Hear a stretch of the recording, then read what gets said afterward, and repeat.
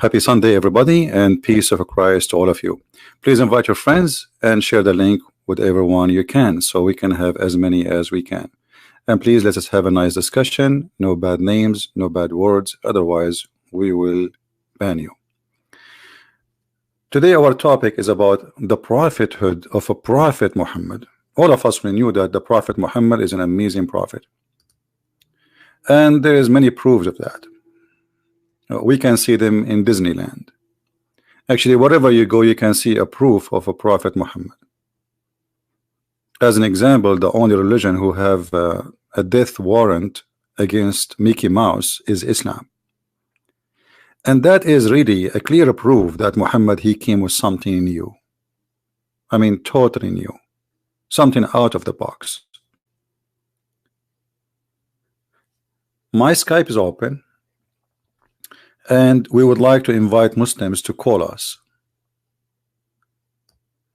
Maybe they can show us any of those proofs that Muhammad he have as a prophet. And we are going to ignore what the Muslim says about Mickey Mouse is an enemy for Allah and he is wanted. And we are going to forget all the stupid things we heard in many years.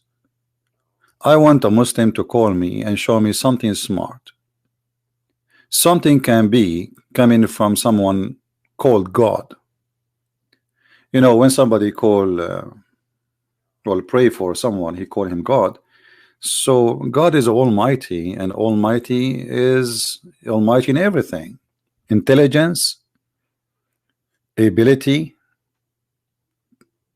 ethic. He is superior in everything.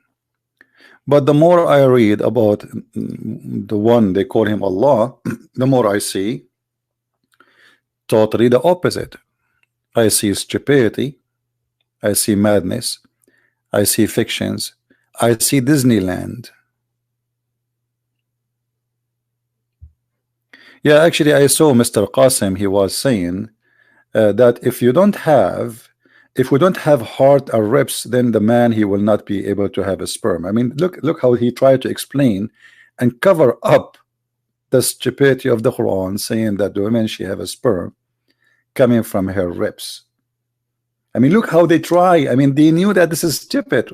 If we don't have a heart and ribs, what does have to do with the sperm? Well, if you don't have a head too, that sperm will not come. I mean, what does have to do with this?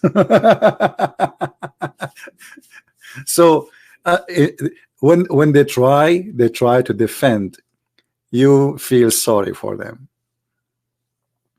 So I would like to see Muslims calling us, and if you win this argument, I will buy you a ticket to Disneyland. All right, voluntarily. So if you are a Muslim, please call us. Any Muslim here in the chat, guys? Why we have only 500 something? Look like Sunday is not a busy day for us.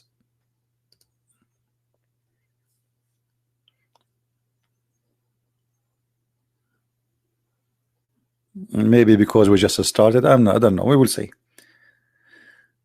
So who is the Muslim would like to call us? We want to see a very hot debate.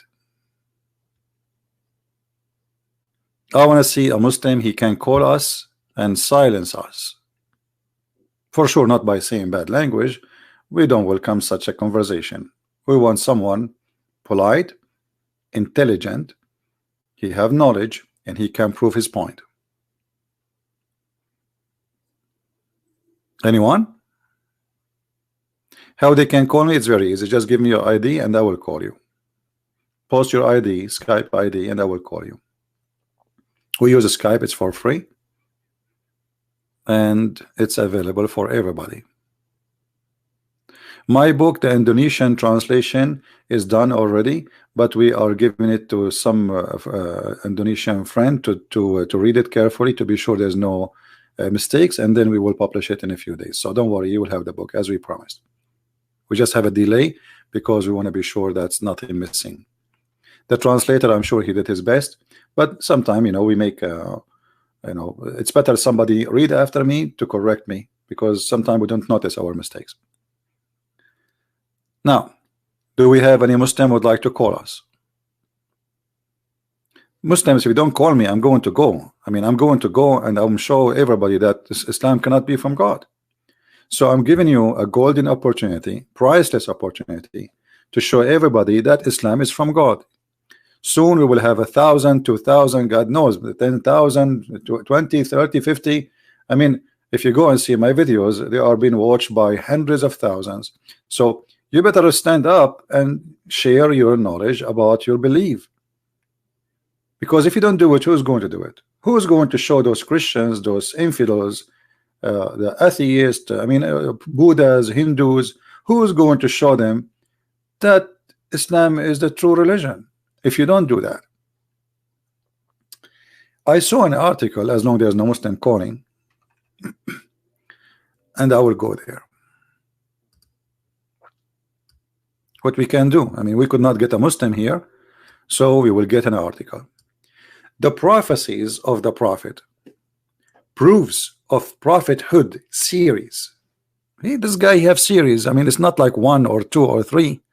There's many. I mean, it's endless. Okay.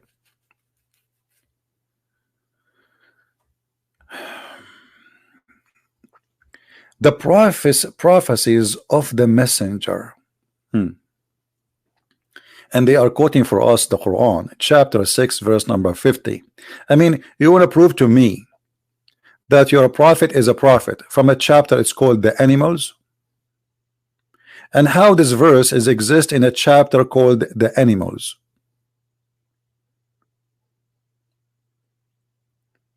Did Allah choose those names, or Muslims they fabricate them? I mean, how in the world you call a chapter in the Quran the chapter of the animals? We have a spider, we have the elephant. I mean, you feel like you are in a zoo. Even we have a chair, we have furniture, we have the table. So say, oh Muhammad, I do not tell you that I have the, I don't know how to read this word, hold on, give me like 2 weeks or 3.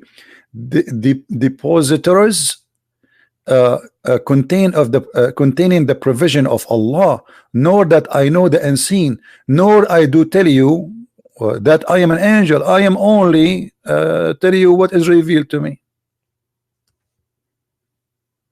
Muslims, when Allah he revealed anything to Muhammad, I have a challenge. I have a challenge. Who is a Muslim can show me only once Muhammad he received revelation from Allah?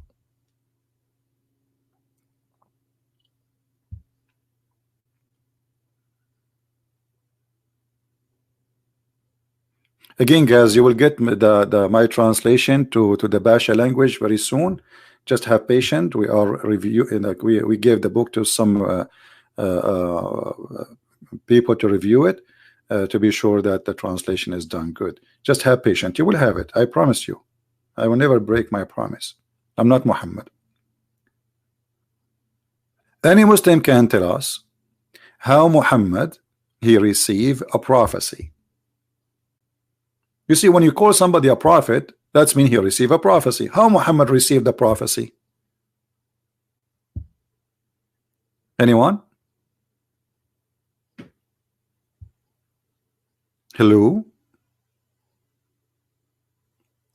You know, yesterday I received a prophecy, but I'm afraid to share it with you because it's astonishing.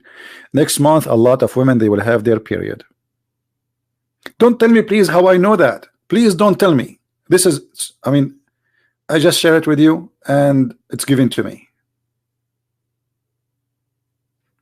I forgot to tell you too that as we speak now, there's somebody in the bathroom doing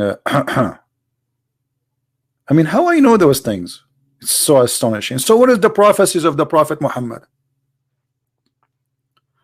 Where we can find the prophecies of the Prophet Muhammad? Who is a Muslim would like to call me live on air and show me his prophecy? Because either we laugh or we will be astonished. Anyone?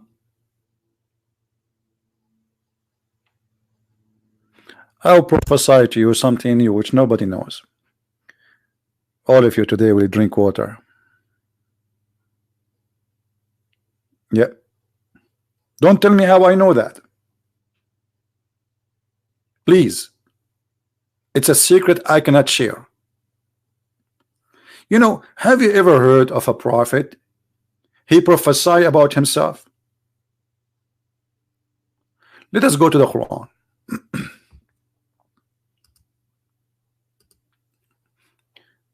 The yellow pages of Islam. In the Quran, it says,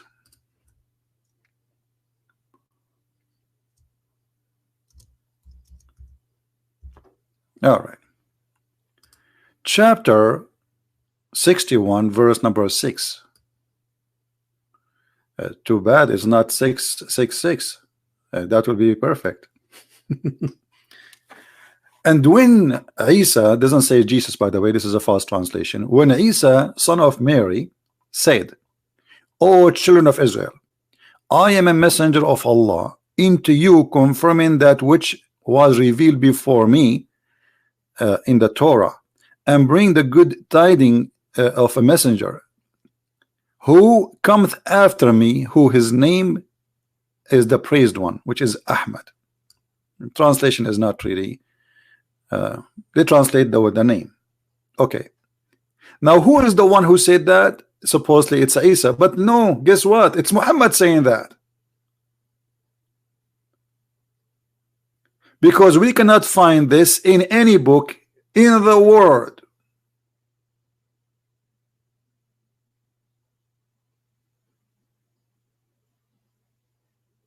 So if I make a verse saying that Isa said about me, I mean, who in the world want to believe that I am the one who said that? I am the one who made this verse. Nobody heard this verse before.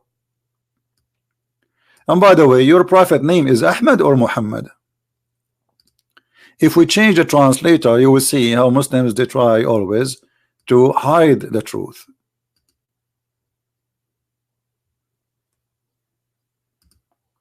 Let us go choose different translator. What is the name of this prophet? Ahmad. Okay, Ahmad, i.e. Muhammad, but Ahmad is not Muhammad. I mean, there's a huge difference in the pronunciation, a huge difference in the writing, and the name should not be changed. So is the name a name, or it is a title? That to prove what a Christian prince says. There's a guy, he's from the Middle East, he's an Arab, he's a Christian, his name is a Christian prince. He claimed that Muhammad name, real name, is not Muhammad, neither Ahmad, and you just approve it. He gave himself this name. So Muhammad, he gave himself titles, he gave himself names, he gave himself praising, he made the prophecies about him, and that will make him a prophet. Guess what? There is a messenger. Isa said there is a messenger, his name is a Christian prince, and he will come after me. Okay, who said that message, a Christian prince? Isa said that. Yeah, but we never heard it before from anyone except you. So in fact, the one who made this is Muhammad. So this is a prophet who prophesied about himself, but in the past tense, claiming that people speak about him coming. Have you ever heard of such a joke?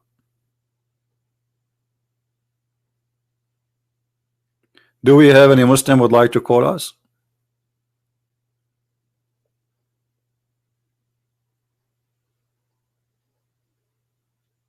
Anyone?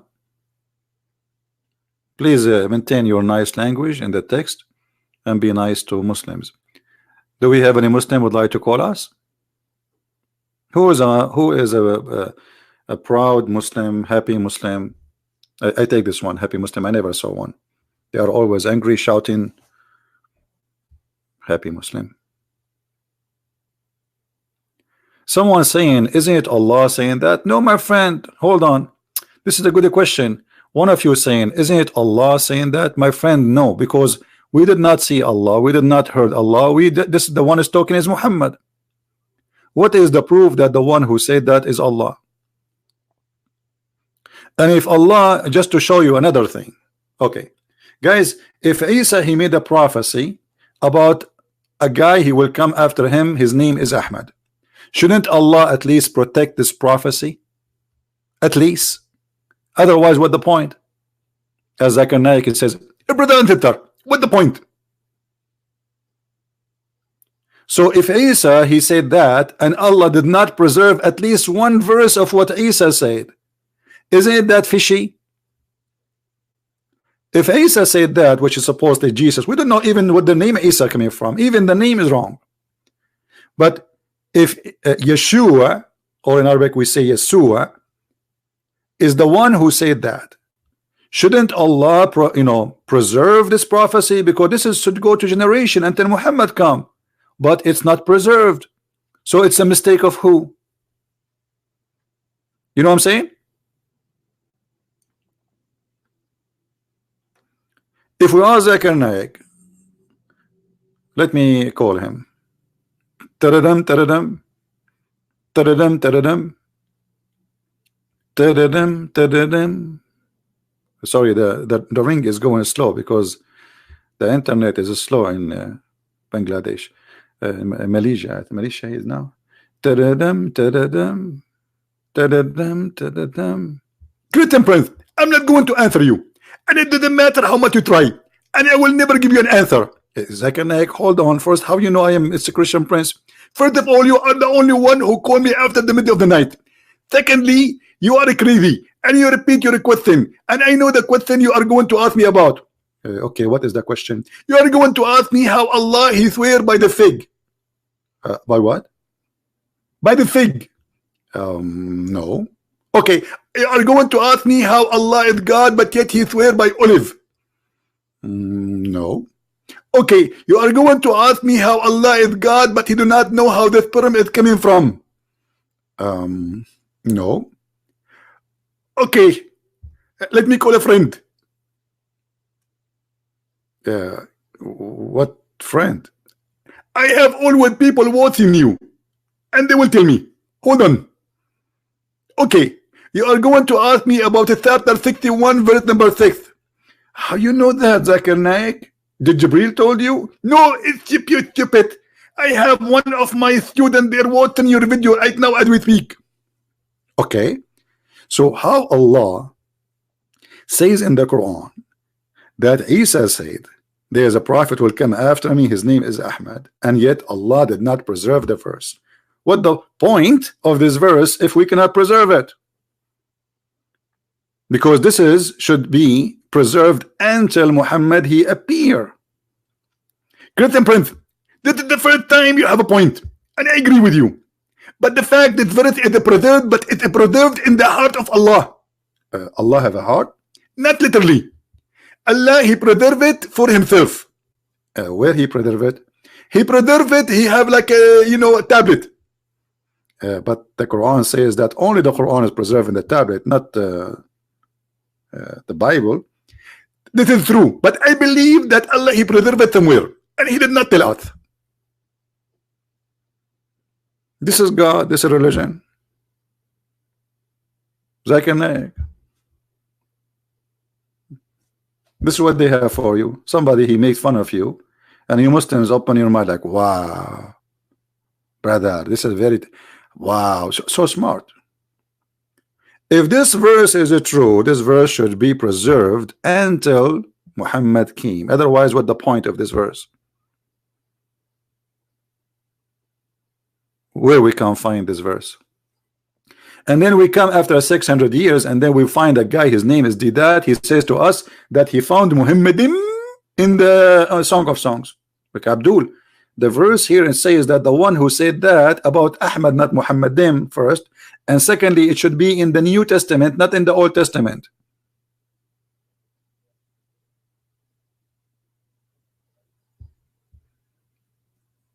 Any Muslim?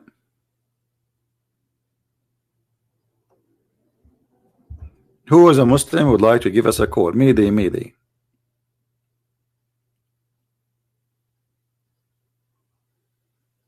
Anyone?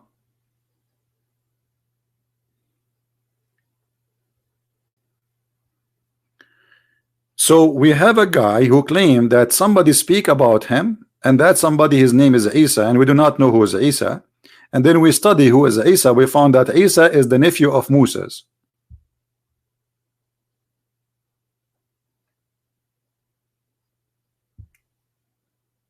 So how this man can be a prophet? Who made him a prophet?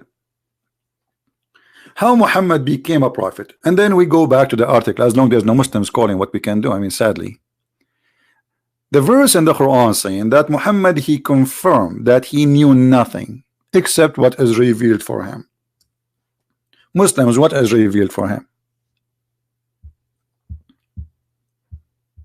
That the sun set in the murky water, that women are half a brain, that man should beat his wife and that will make her a better wife. Is that the fixer? Is that how you fix society? Ordering men to beat their wives, and that will make my wife better for me? What better what?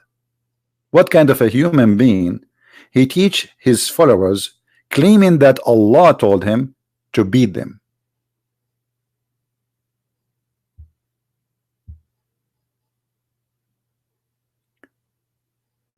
What will happen if we beat our wife? What exactly we accomplish?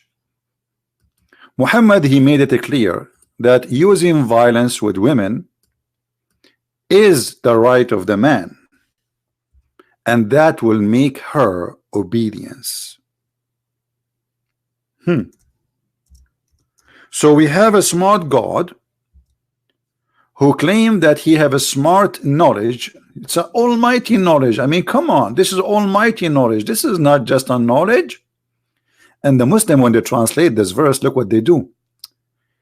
And admonish them first. Next, if you do share bed with them in the bed. Last, beat them lightly. Beat them lightly. Where it says in the Quran lightly? You think we have a light brain, Abdul? Let us go to the story and see if Muhammad really was teaching his men to beat their wives lightly. And the Quran doesn't say that. It says udrubuhunna. If you change the translator right away, you will find the different translator, he is more honest, maybe by mistake being honest. Lightly disappear, and here it says scourge them. Now, lightly or not lightly, what is the wisdom of beating a woman? She will love you more. She will be more good to you, or she will cheat on you. She will hate you. She will try to find another guy who is nicer than you.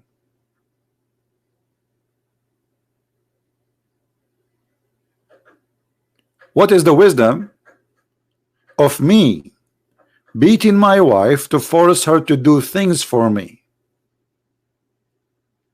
What is the accomplishment? And if they obey you, which means all of this is to make them obey. If they obey you, then seek nothing against them. So the whole purpose of this is to make the women obedient by violence, by beating them. Why?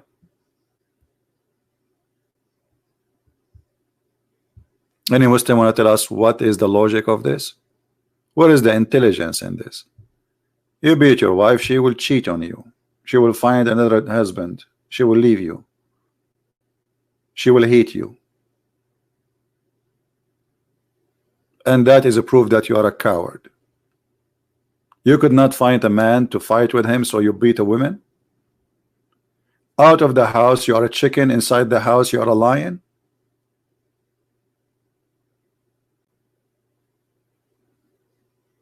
Most of men, if not all of them, who beat their women inside indoor, they are seeking a proof that they are men.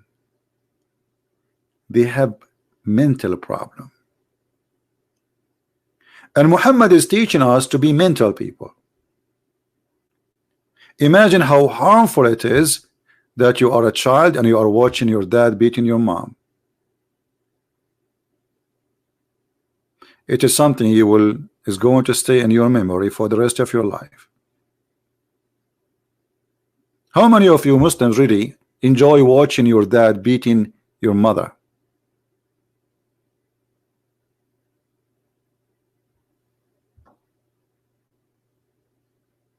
So when we say that Allah is God, well, this God, he is a very, very bad God.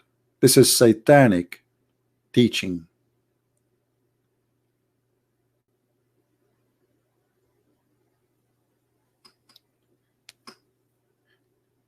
And the Quran here says, وَاللَّاتِي تَخَافُونَ نُشُوذَهُنَّ. Nushuz is used twice in the Quran. Let us do a little search, because this is the reason to beat them. Nushuz. So what nushuz is? Many, they lie to us and they say, oh, nushuz, that means she is cheating her husband. Don't lie, Abdul. Don't lie. A woman, she cheat on her husband in Islam, she will be executed. Don't lie.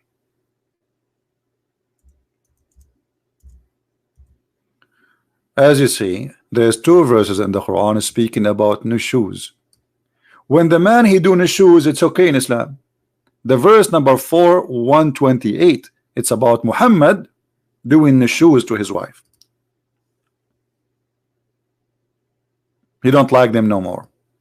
His wife Sauda, she became old and heavy, and Muhammad, he stopped sleeping with her, and rumor spread, he spread it to tell her, I'm thinking about divorcing you. So then Aisha, she convinced the women, listen, he will divorce you, what about you give your day for me, because that will make Aisha make more money. When Muhammad, he come to the house of Aisha, all the gifts come to the house of Muhammad. Wherever he is, it come. But Aisha, it make it inclusive, only come, or exclusive, only to her. Only in her house, people, they can send gifts. So she made Sauda, the poor woman, agree to give her day to Aisha. In return, the Prophet will not divorce her. So if a man he do nushuz, the women, she cannot beat him. And look how the translation come. If a woman fears ill treatment, so it's ill treatment of the man. This is the Muslim translation, not my translation. The man, he can do ill treatment, which means he can treat his wife badly. It's okay. If the women, she do ill treatment, beat her.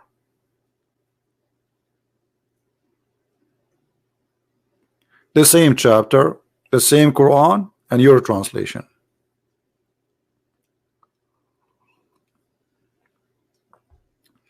We have a Muslim, he is posting for us that he loved the Kaaba. Well, my friend, this is another proof that Muhammad is a false prophet.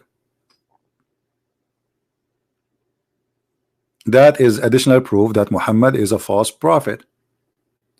Believing in stones and kissing stones, it's a sign of paganism. It's a clear pagan teaching. What kind of a prophet, Mr. Fahim, teach you that if you kiss a stone and touch a stone, stones will forgive your sin? You Muslims, you spend the day says, oh, we worship only one God. Oh, we worship only one God, the oneness of God. No, you worship gods. And you know, as we see, we have additional to Allah, we have stones. Oh, Abu Abdul Rahman, why do I only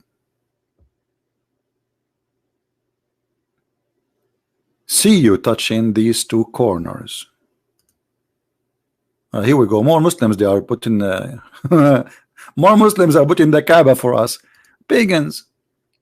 Why only I see you touching those corners? He said, I heard the messenger of Allah says, touching them erase sins. You Muslims believe in stones can erase sin?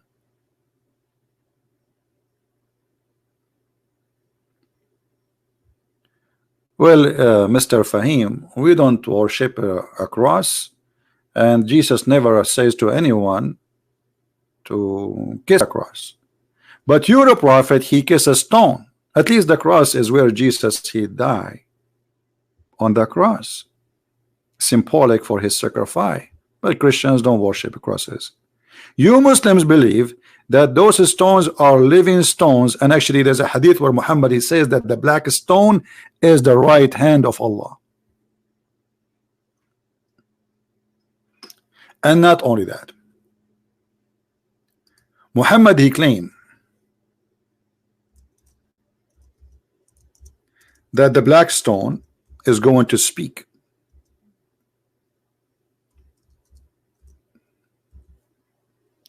And is going to witness for Muslims.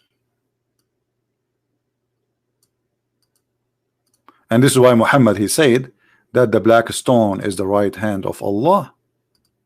This is a very, very, very clear proof that Islam is a pagan cult.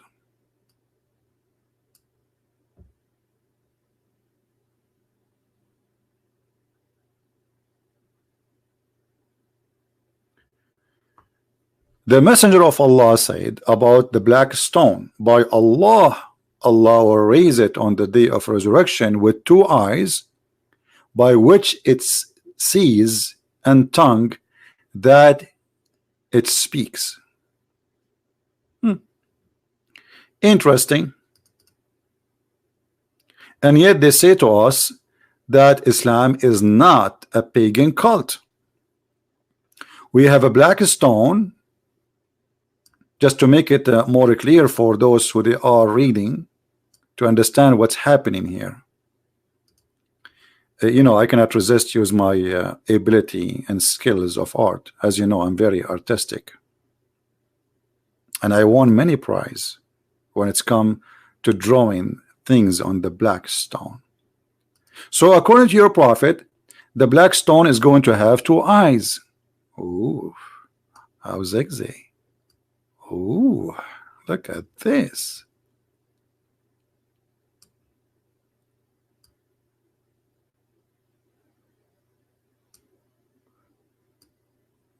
Wow. And the black stone is going to have a mouth. Yamma mia. And the black stone is going to have a tongue.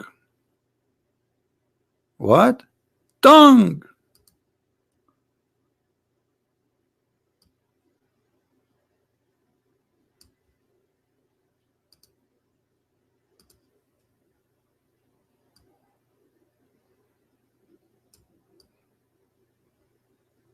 This is what your prophet he just said, and I challenge you to say I'm lying.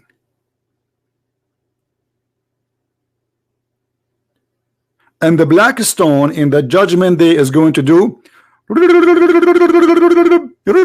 I mean, how she can report everybody who touch her? There's millions and millions and millions of people touch the stone and kiss it. So Allah is Almighty God.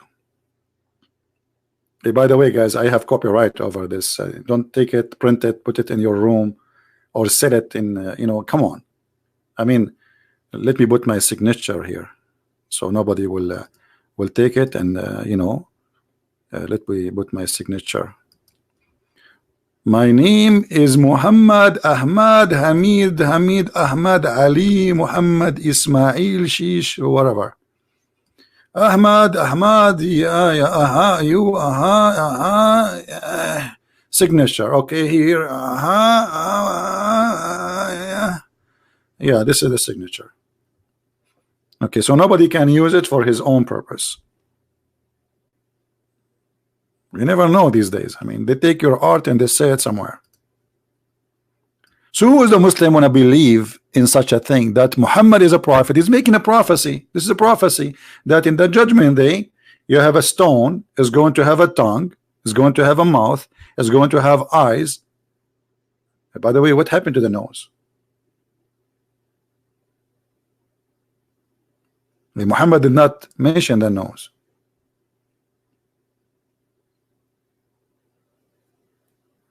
And by the way, the black stone is not the black stone. Where is the black stone? There's only little tiny stones in the wax. This is wax. You see the black thing?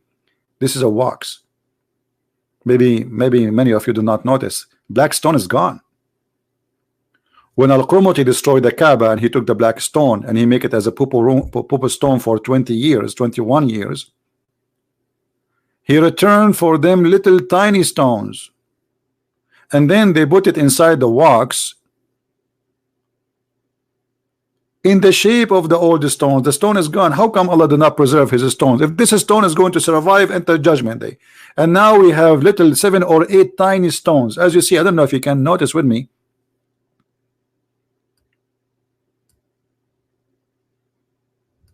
If we go here, if we zoom in, you will see little tiny stones. There's nothing left of the stones. They are just putting wax around the stones, you know. They are gone. There's no stones. And they do wax in almost every week. They do maintenance.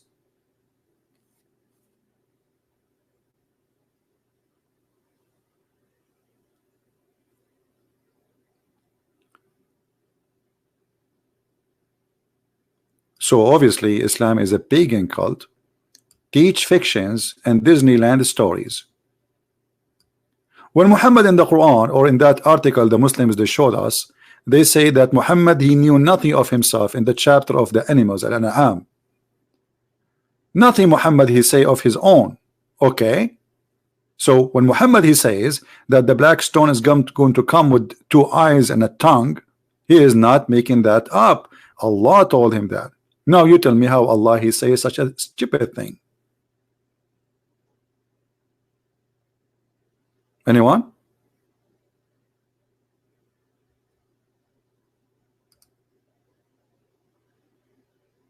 Who is really a Muslim? He believed that Muhammad is a truly a prophet by saying that.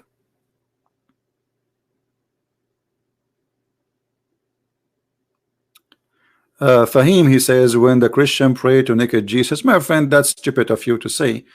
First of all, there's no naked Jesus. Jesus right now in the sky, and you are being an idiot. And if somebody making a cross have a naked man in it, that's his fault. That's not the fault of Jesus. Because first of all, this is not Jesus, and Jesus right now is alive, and Jesus never said to them to do that. We are talking about a prophet teaching. You are talking about what people do, and that will not change the fact that your prophet is a pagan prophet. You are trying here just to insult. You want to insult? No problem.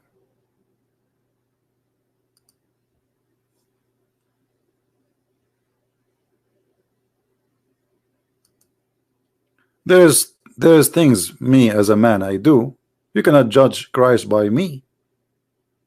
Let us say I became a drug dealer. Can you judge Christ by me? I am a follower, not the opposite. So if I am a bad follower, that will make me a bad follower. But Jesus never said to me be a drug dealer.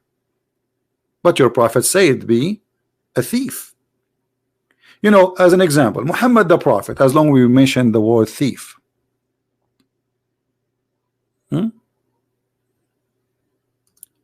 In the Quran, Muhammad he claimed that if somebody commits he stole something, we have to cut his hand. Okay, what if he steal? Like what?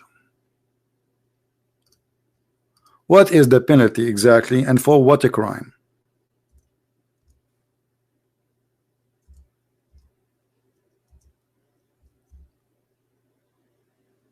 Muhammad said, just this is additional proof that Muhammad is a liar.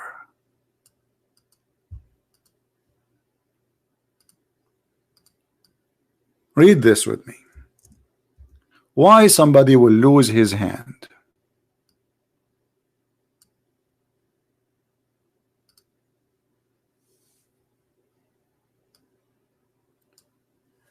If you steal something equal to 25 cents and more, they will cut your hand.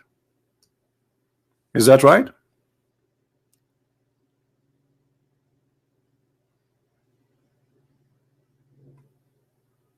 Or he stole an egg. Is that right? So for stealing an egg,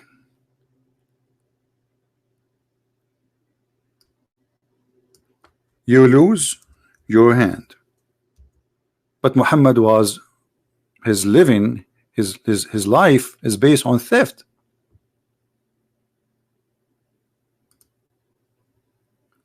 If you steal an egg, they have to cut your hand. What if you are a person who do a robbery? Who is a Muslim want to answer me about that? As you see, your prophet saying, if you steal an egg, if you steal 25 cents, we cut your hand. What if somebody he do a robbery?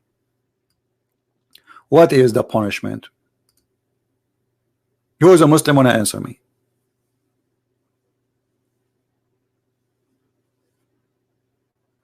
If you steal a robe, or an egg, his hand will be cut off. Do you see it? This is not my words. This is Sahih.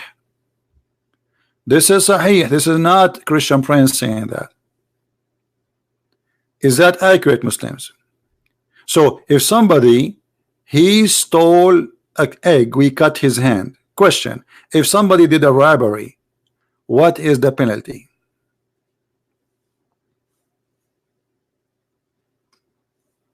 Any Muslim?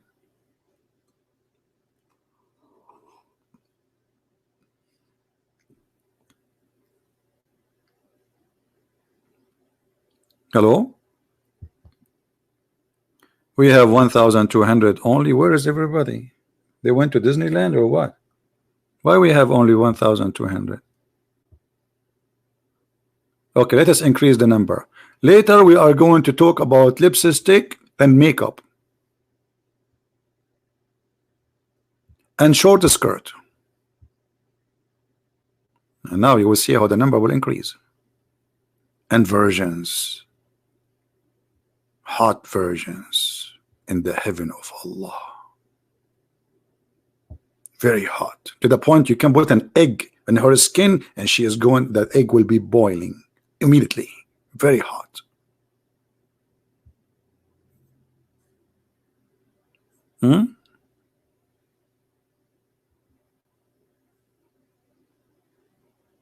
Any Muslim? What is the punishment of somebody he did robbery? As you see, if somebody stole an egg, we cut his hand. Remember Muhammad in the article, the Muslim, they quote for us a verse saying, anything Muhammad he knew nothing. Anything he say, it is from Allah. Right?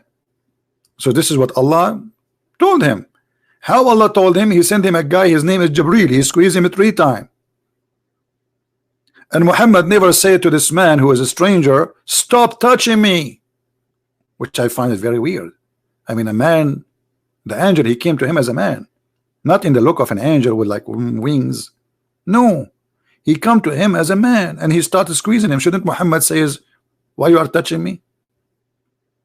Shouldn't he push him away? No, Muhammad, he like it. And this is how the prophet became a prophet, by squeezing him. And this is why I'm still not married. What if I get married and my wife squeezes me for some reason? Like I swallow something and she want to get it out from my mouth. She squeezed me and then bingo, I became a prophet. And my name, it will be changed from Christian Prince to Muhammad.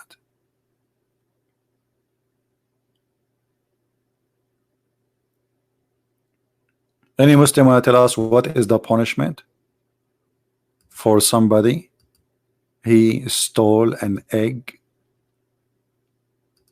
Anyone?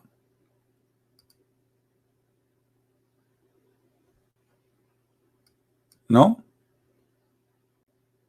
Why this is happening?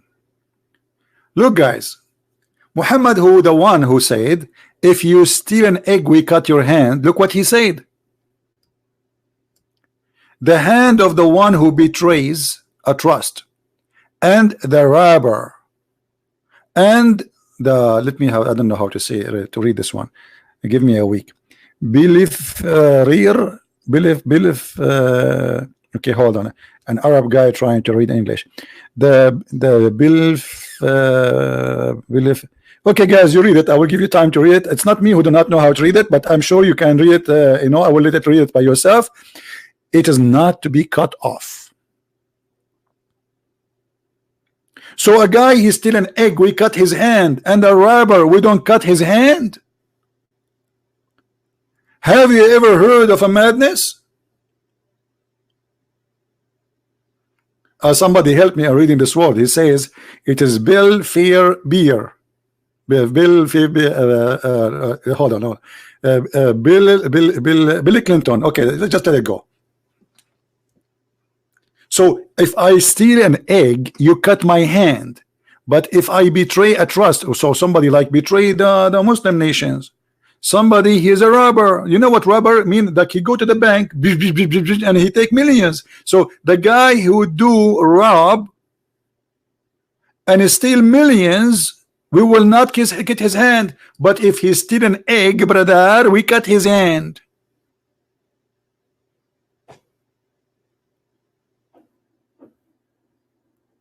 Is that a religion?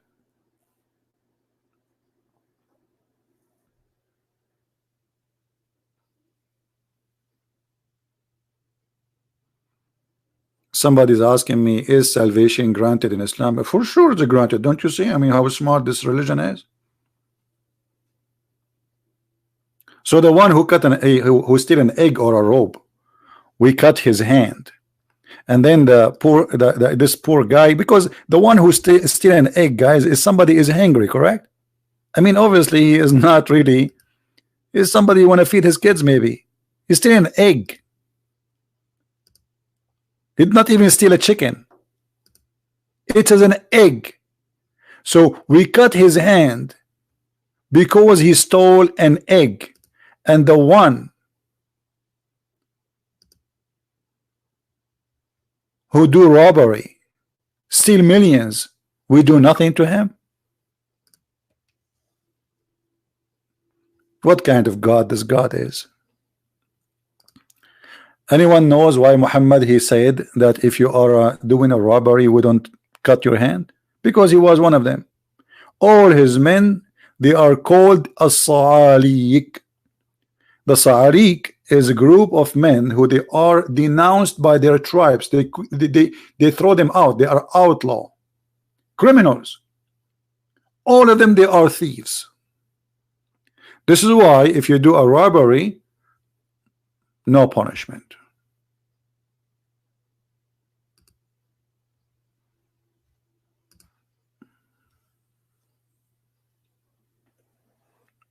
Do we have any Muslim?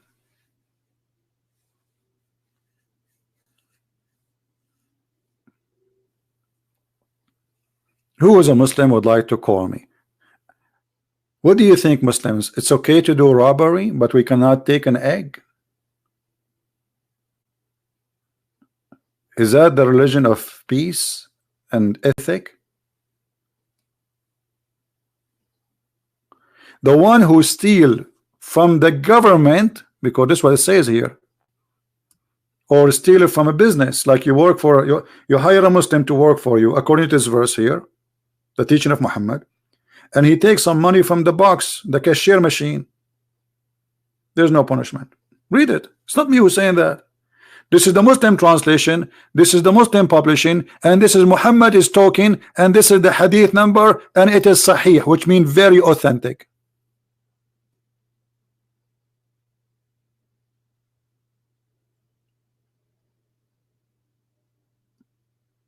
Anyone?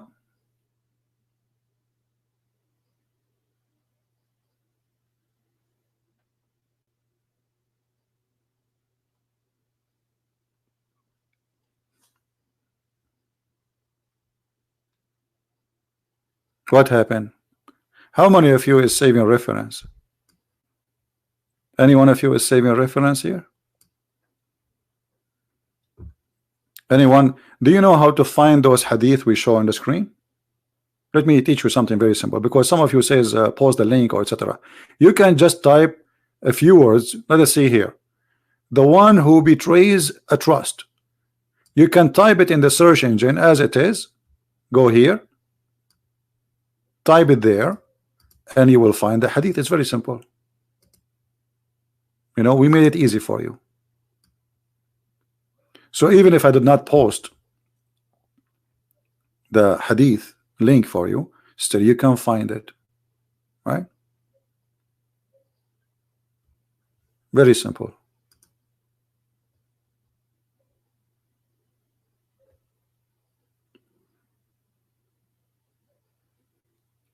And you can use Prophet Google, peace upon him, because he's better than Muhammad and Jibril and Allah together. As you see, Muhammad, he failed teaching bad ethic. Muhammad is teaching me that if I am working in a cashier machine for somebody, I can take money from the box and I'm not a thief, because simply I only betray a trust. And if I'm a robber, a thief with gun or a sword or a knife, go in the street and say to somebody, give me your wallet or give me your bag. Somebody, he just left the bank, or I go inside the bank and I take all the money in the bank, I am not a thief and there's no punishment for me.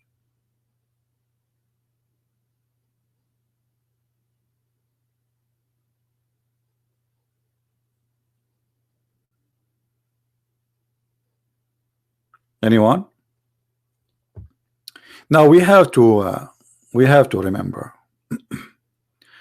Muhammad the Prophet, he come with amazing rules.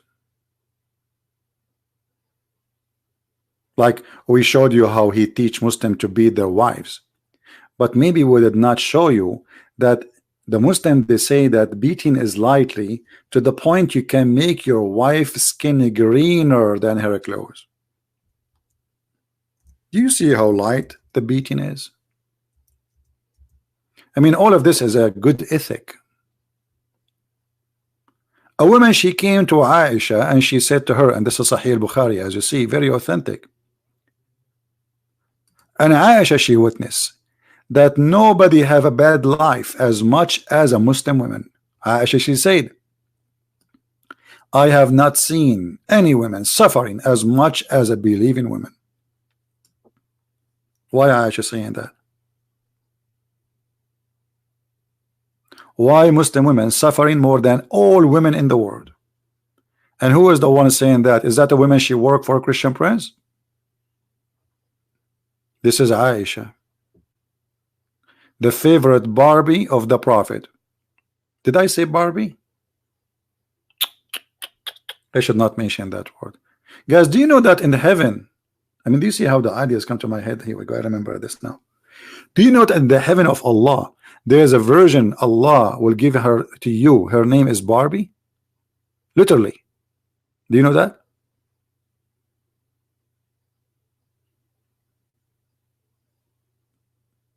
Like what? Like what? What? Yes, brother. Allah in the heaven will give you a Barbie. A Barbie doll.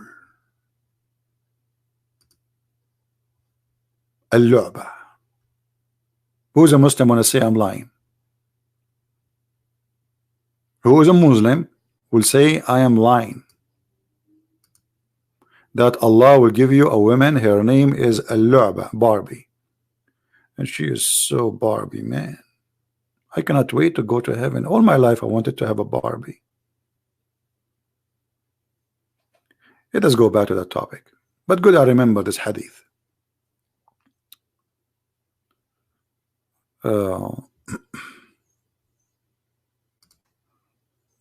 where we can find this hadith? This is a good question. Here we go. This is the book. It's called البحور الزاخرة في علوم الآخرة volume number 2.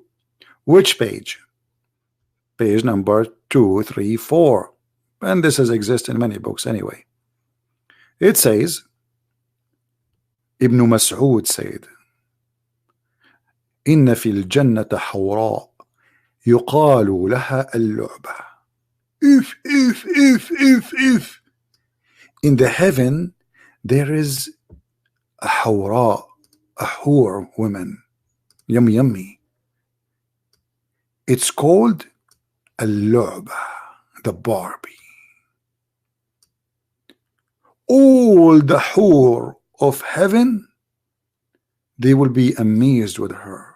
So she is one of the whore, but she is different. She is the Barbie one. And they hit their hands over her shoulder, which means the Barbie shoulder. And they say to her, bless you, Barbie. If the Muslims knew about you, they will work hard to come here. And then between her eyes is written, من كان يبتغي أن يكون له مثلي فليعمل برضا ربي. If between her two eyes it says, the one who wished to have one like me, he have to obey my God. And this is the proof that Muhammad is a prophet. This is prophecy. The prophet who promised us Barbies. There's a song, it's called I'm a Barbie something. I heard it once.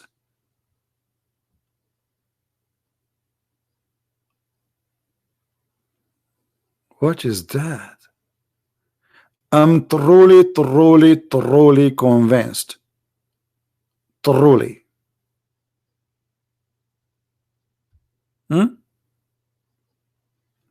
Who is a Muslim in the chat would like to say something? Look, no Muslim is texting me. No Muslims is calling me. No Muslim saying anything. That's a good sign. Muslims, they agree that this is the... Actually, we are showing the reference. I mean, what they can say. What they can say.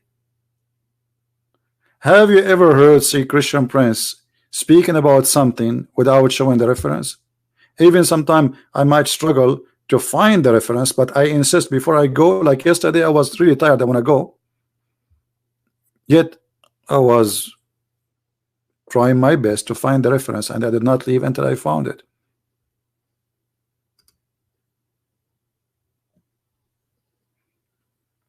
Any Muslim would like to tell us something useful?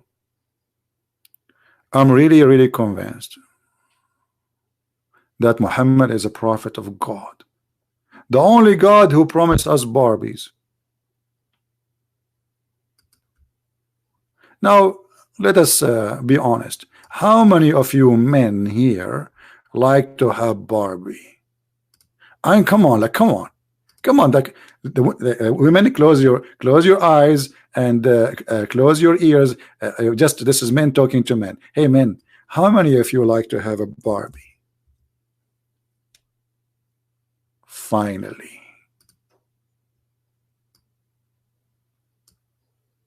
we will get a Barbie. Mean. And yes, she will be very white. This is not very white, by the way. She's blonde. Muhammad, he said, they will be very white to the point you can see through their bones.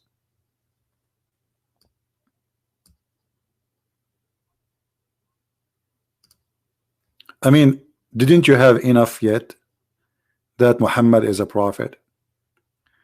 Somebody is asking about what? Ishmael, hold on. Where is the post your question again? You know, the text is jumping like crazy here. We have 1,200, 300 people. What was your question about Ishmael, my friend? Type it again so I can see it.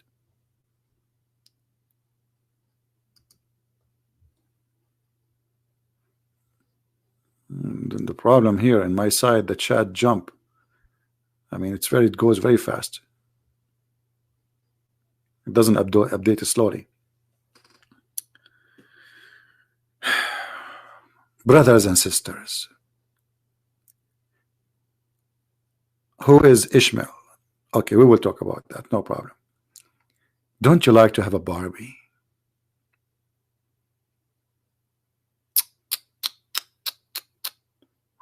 Mean.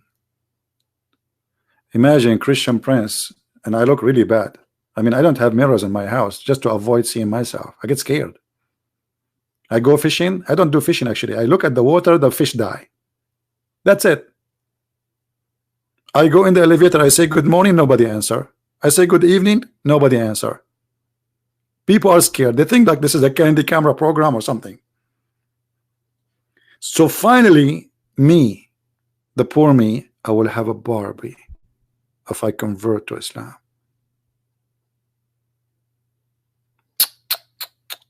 How I can skip that? How? It's impossible. Brothers and sisters, let us ask Zakir Naik about the Barbie thing.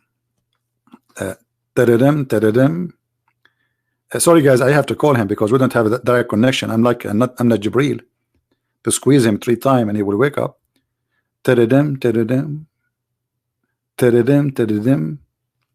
Christian Prince, I told you to leave me alone and I'm not going to answer you. But I have a very important question. It's a very short one. Please say please again.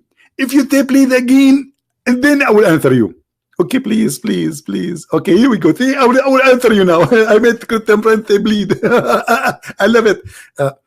What is the question? About the Barbie. The prophet, he said that in the heaven we will have a Barbie. Is that true? First of all, this is not really a Barbie. See, it's made from a flesh of a human being. The Barbie is made from piece of plastic or silicon. And this is different. But it's called in Arabic al-lu'ba. I don't speak Arabic.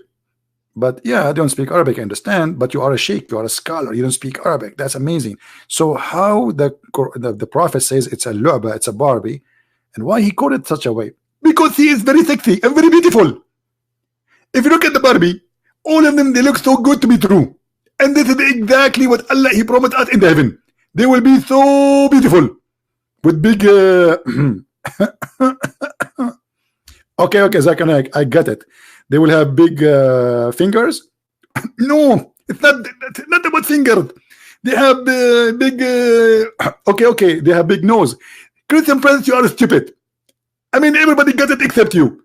They have big like okay, hold on. They have long nails. Christian Prince, you are crazy. I mean, come on. They have big oh, they have a big what? Big shoes. What? The big? If you go in the Quran, and let me help you, because you are stupid and you are ignorant. Okay, we will go to the Quran. In the Quran, if we open it right now, we will see that Allah, he promised men that they will have women with big boobs. Big what? Big boobs. Chapter 878, verse number 33. Have you ever heard of a God? He promised men that they will have women with big boobs.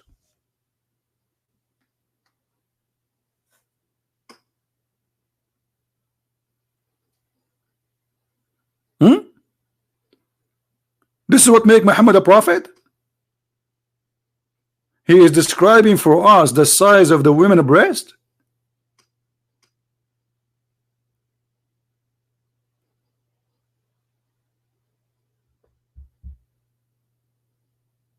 What if we like them small?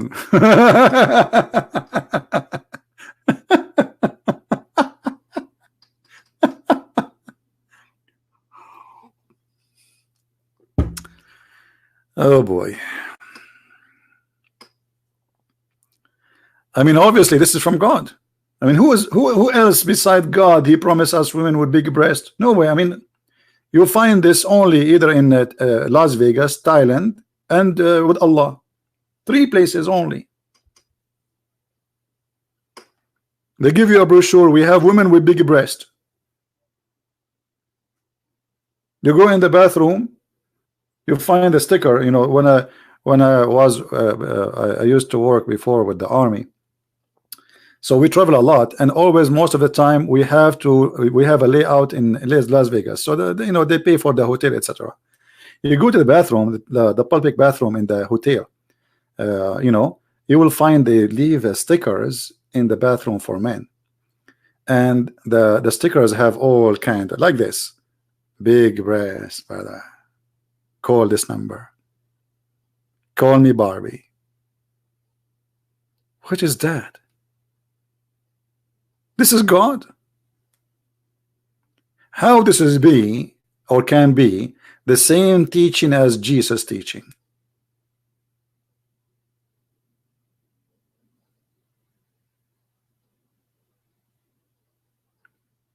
Anyone?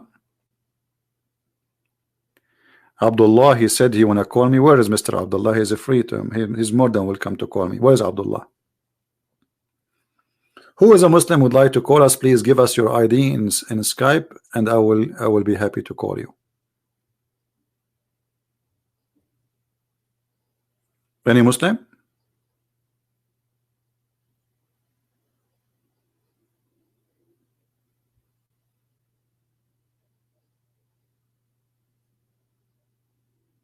And look at this heaven.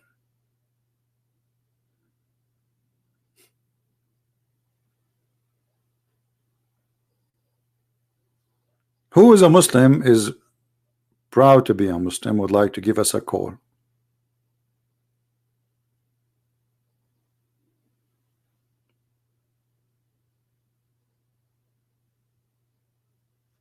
Anyone? Where is all the ustads of Indonesia? Ustad. They call themselves ustad. Not even a single one of them he dare to give me a little call and get me busted. Thank you, Cecilia. All those hearts for me. Okay, that's it.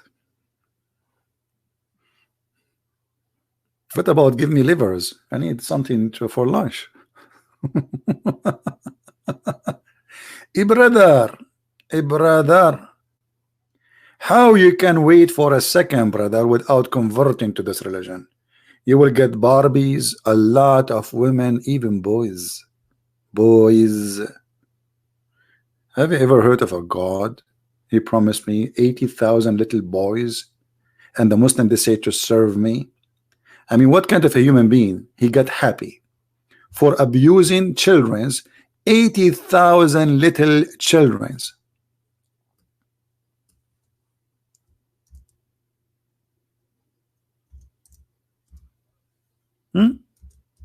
What is the happiness in that?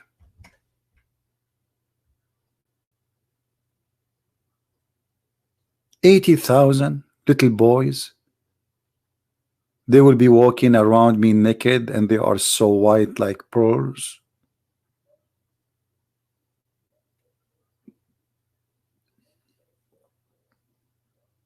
This is God.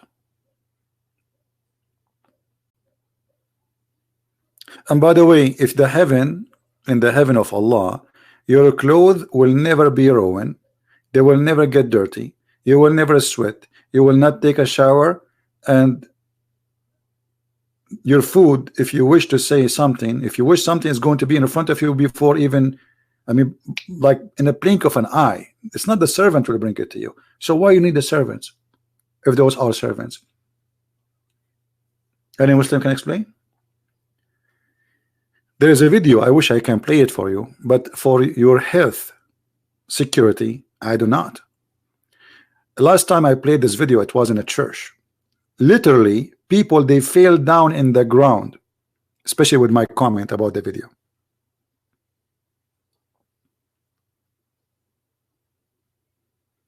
The video is called The Description of Paradise by Dr. What's his name?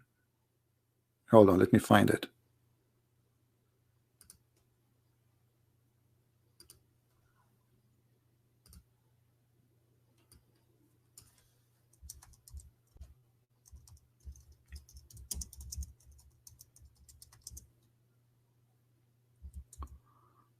I will try to find it for you because there's tons of them. Here we go. This one, Dr. Ibrahim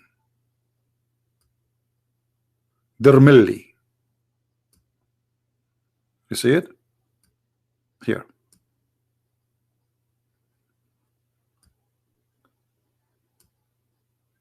I have one line of chairs fell down from laughing. Literally, they fell down. They could not hold themselves. The video is hilarious, but my comment make it more crazy.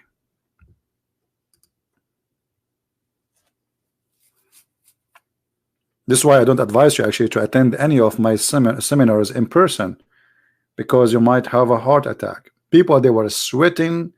People cannot breathe. People, they cannot stop laughing.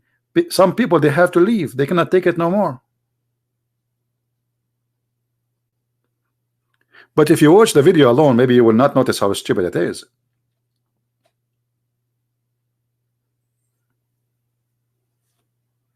I wish I can play it for you, but you know, they will say copyright, and you know, otherwise it would be really fun. It will be the best comedy ever you saw in your life. You want to attend my seminar?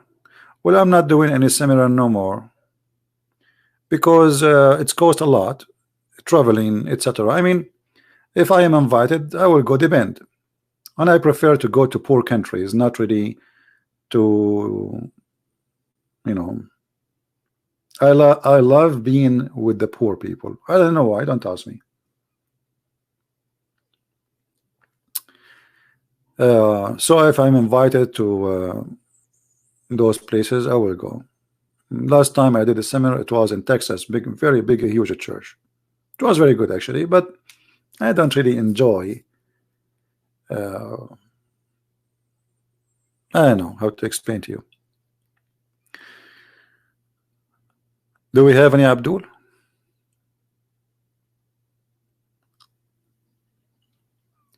Yeah, India, you know, but as I know, in India you cannot attack Islam. I think they have a law. It says you cannot do that, right? They criminalize the one who insult the Prophet. Yeah.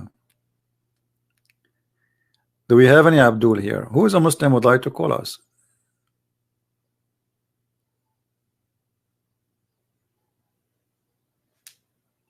Anyone?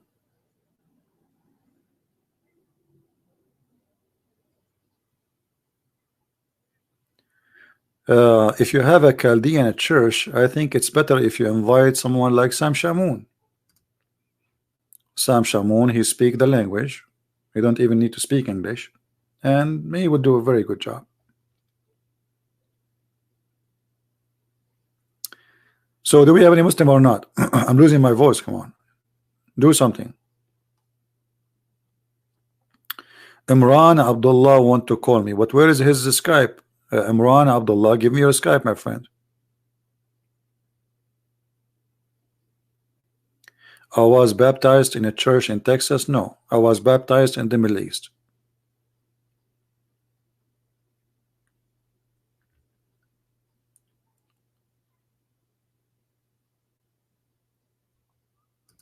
Where is Mr. Abdullah ID? Imran, are you there? Give me your ID, please, so I can call you. Yeah, but he have to give me his Skype ID, guys. How I can call?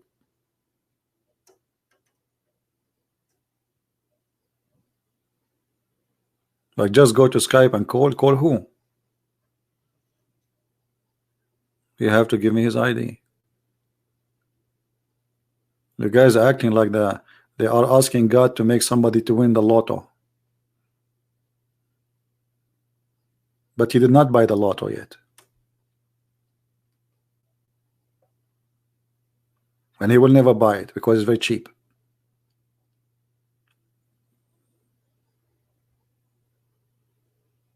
His Skype ID is Imran Abdullah. Let me try to find it if this is true. Okay. Somebody posting Imran Abdullah. I found Abdullah Imran. Is that the one? And I found Abdullah Abu Imran. Okay, let us say hi. If him, he will answer. I send you a hi, Mr. Abdullah Amram. Please answer.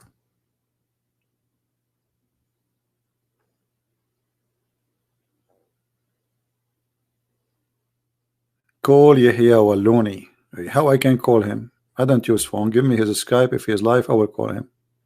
Yahya Walloni, Balloni. We will call anyone. Don't worry.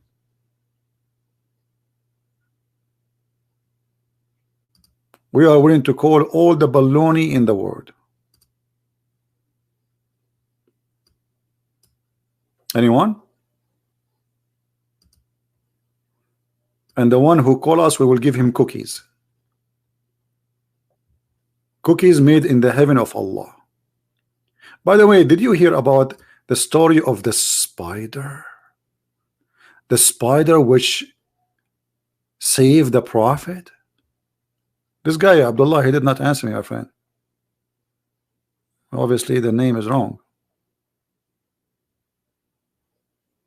This is a fake Abdullah. There is a story the Muslim they spread around that a spider, when the Prophet he went inside the cave, the spider he made a whip to save the Prophet. True story, brother. Very true story. So when the infidels they chased the Prophet, they went inside the cave and they saw a lot of a spider web. They said there's no way he was here. Guess what? This story is not exist. And here we go. I'm here. Who is the Muslim? Want to show me where you Muslim got this story from? The spider story, which is posted in every Muslim website and in every Muslim video. Where we can find this story?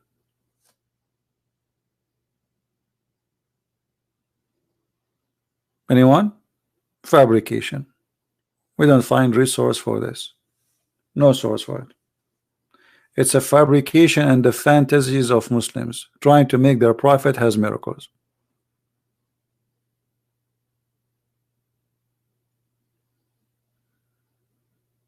Anyone want to prove me wrong? It's a challenge. Where we can find this story? Guys, yesterday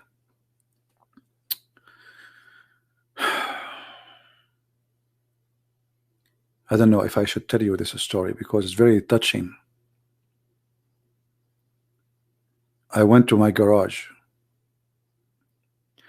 and I wanted to grab a tool for the garden, and a spider started talking to me, and he was start singing a song for me,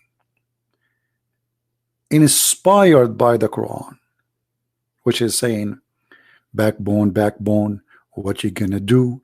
What you gonna do when I come for you? Backbone, backbone. And I said, hey spider, how you know about the backbone? He said, it's amazing science. Only Allah, he knew that the sperm of the man is coming from the backbone. I was like, what? How you know? Even spiders they knew about. And he said to me, Christian, don't you know that my name is in the Quran and there's a chapter with my name? Hey, by the Muslims, why there's a chapter in the Quran it's called spider? Al-Ankabut. How are you, Muhammad Qasim? Look, Muhammad Qasim is here. He's here. What happened to Muhammad? Let us call Muhammad Qasim. Muhammad Qasim, are you online, my friend? We like to hear your opinion. At least one Muslim today speak to us. You are online. I can see you.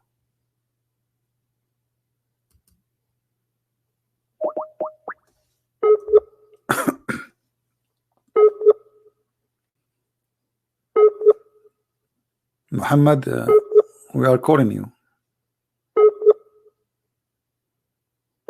Hey, hold on. I cannot come. It's working now. Hey, Muhammad, how are you? Hello. How are you, Mr. Muhammad? Where you been, man? We're not receiving calls from you. What happened? You give up? No, just listening in. That's it. I don't know. I thought you left Islam or something.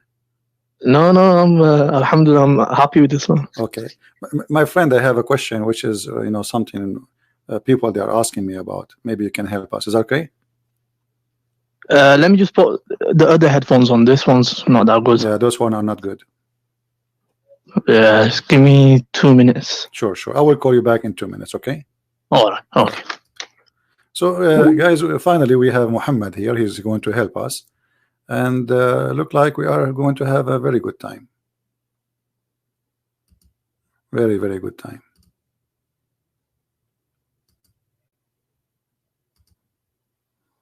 All right.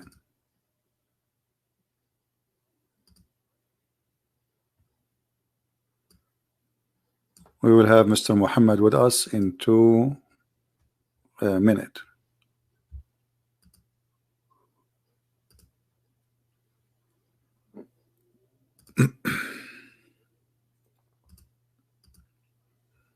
How many here we have now? We have 1,300. I mean, today is slow. I don't know why. What is that? Why it's slow? Huh?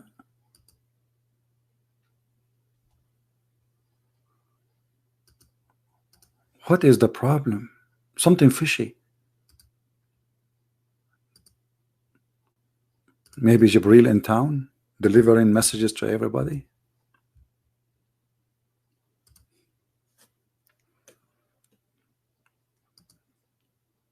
Please invite your friends. We will have Mr. Muhammad read Musnad Ahmad narrated. Here we go, Musnad Ahmad. We cannot find source for the story. I told you this is Musnad Ahmad, and in the Musnad Ahmad it says that the story is fabricated. Call me Abbas so we can laugh at the story. Musnad Ahmad. All Muslims agree that this story is fabricated.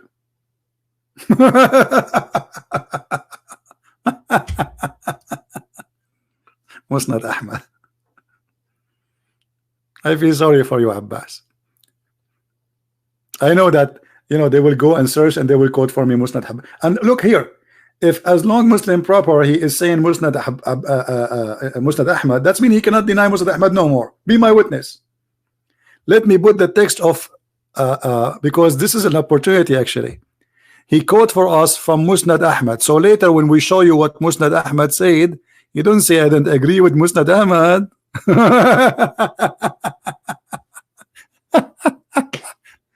Let me look for the post of Muslim proper. I will go back. I will put it in the screen so people will remember that for some time. Here we go. The Arabian Prophet. Tid Musnad Tid. Okay, Tid. Separate net. Musnad Ahmad 3251.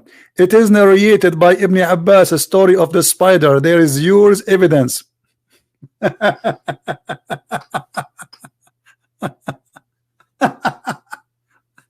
You got busted again.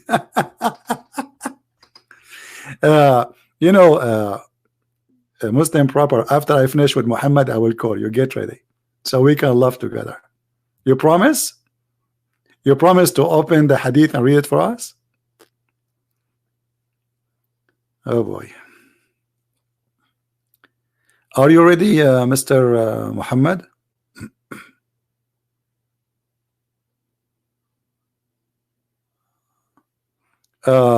Somebody asking about the German translation. I think is going to be out in the coming maybe 24 hours, 48 hours. So those who are waiting for it is going to be out soon. Hey Muhammad, how are you? Yeah, I'm good. So I want to point out some of your deceptions you used in the last video. All right, go ahead. Yeah, look, can you hear me? Yeah, I hear you. Go ahead.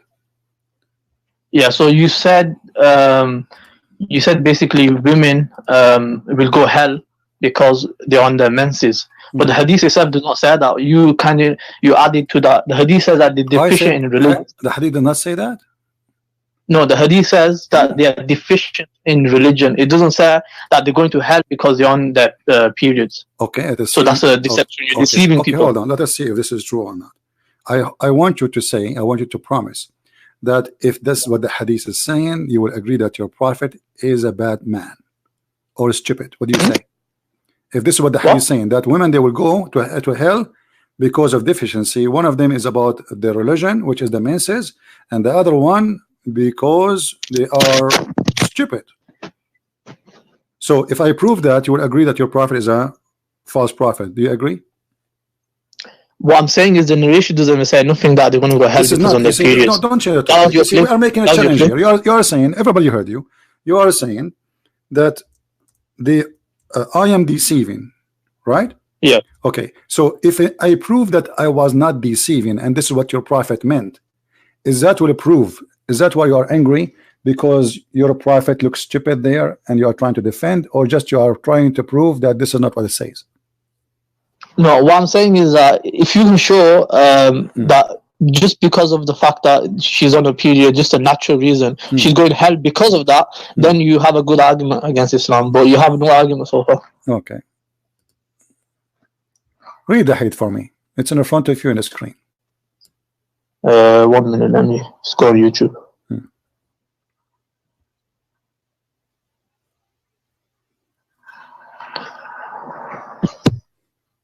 So it says, I do not see more defective in respect of reason and religion than the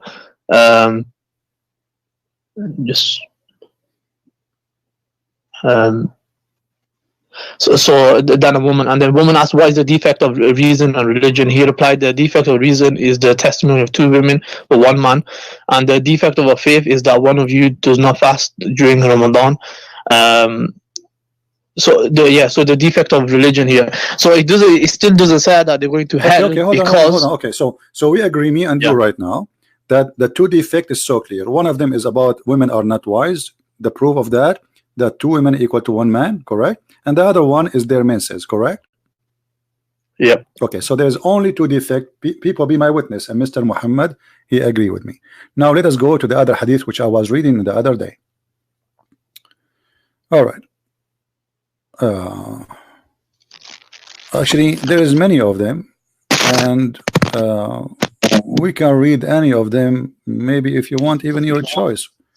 You know, like Muhammad is saying that most of women, they are going to hell. Why they are going to go to hell? See what you just did now. You switched because we were talking about the women going to go to hell because of menses. That's what you said. No, and now you're no, I'm not switching. This is the same hadith. This is the same hadith. Read it. Okay, let's start. All women giving charity pray a great deal. A woman who was wise said, "Why is it, O Messenger of Allah?" Don't jump. Read it. All women give charity and pray, get a great deal for forgiveness. For I have seen that you from the majority of people of hell. Yes or no? Yeah. They're okay. From. Now, why they will go? Okay, why they will go to hell? Continue reading. Yeah, the hadith tells you. It tells you because of the.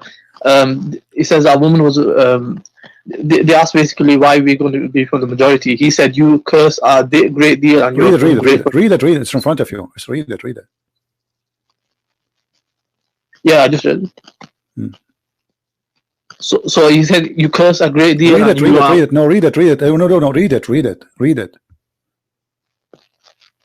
Read what? The hadith in front of you. Read it.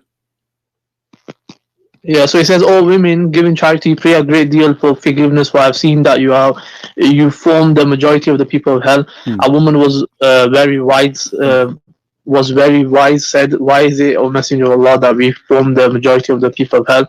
He said, you curse a great deal and you're ungrateful to your husband, and I have never seen anyone lacking discernment and religion more overwhelming to a man of wisdom than you. So you see, the first reason. Continue reading. Yeah, so then it talks about what's their lack, man. Okay. Religion. So what is the reason there for them to go to hell? There's the hadith before. Both of us, we agree that women, they have a 2 defect.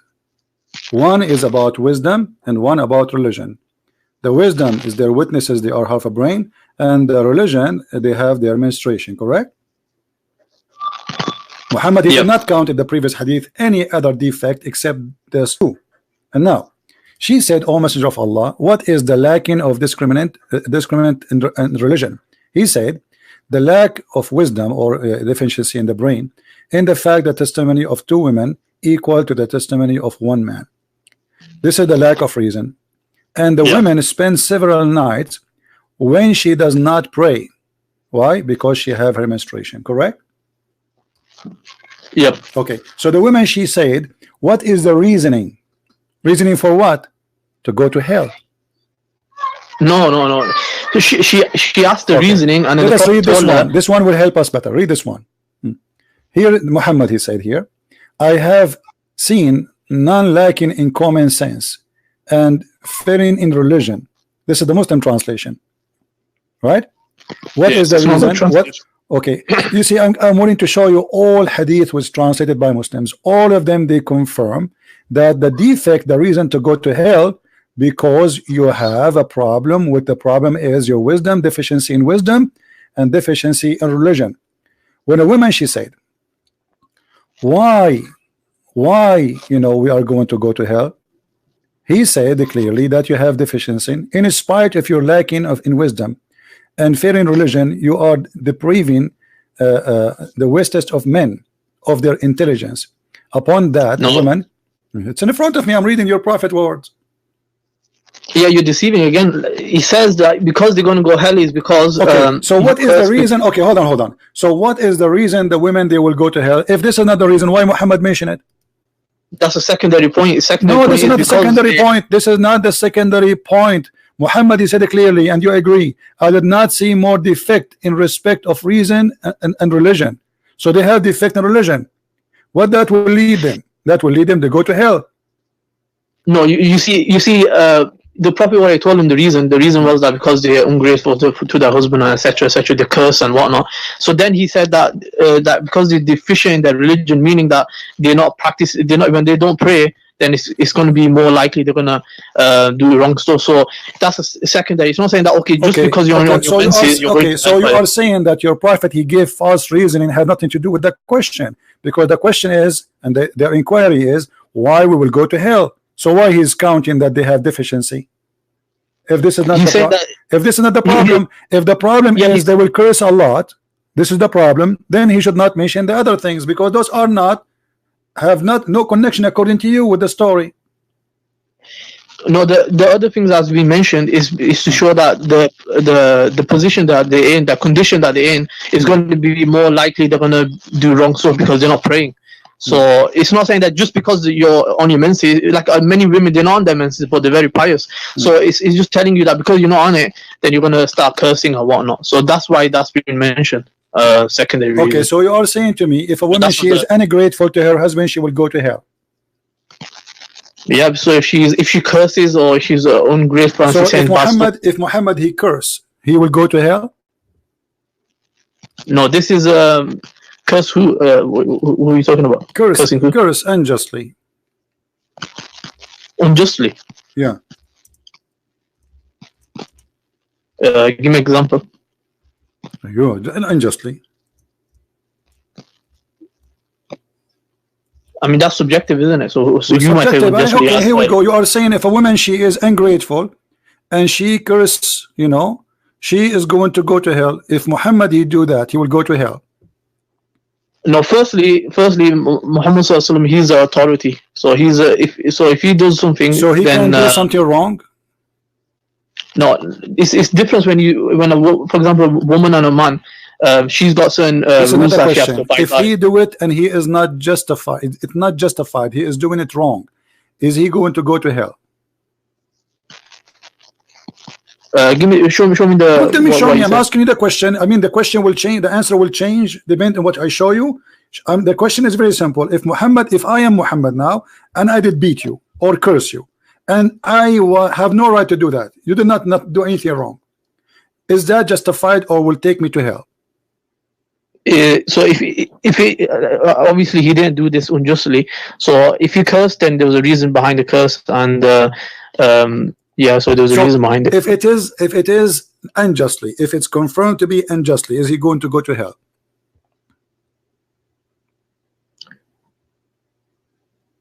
So if it was unjustly, then it was incorrect. Okay, what does that mean? He will go to hell. I don't know how to answer that, to be honest.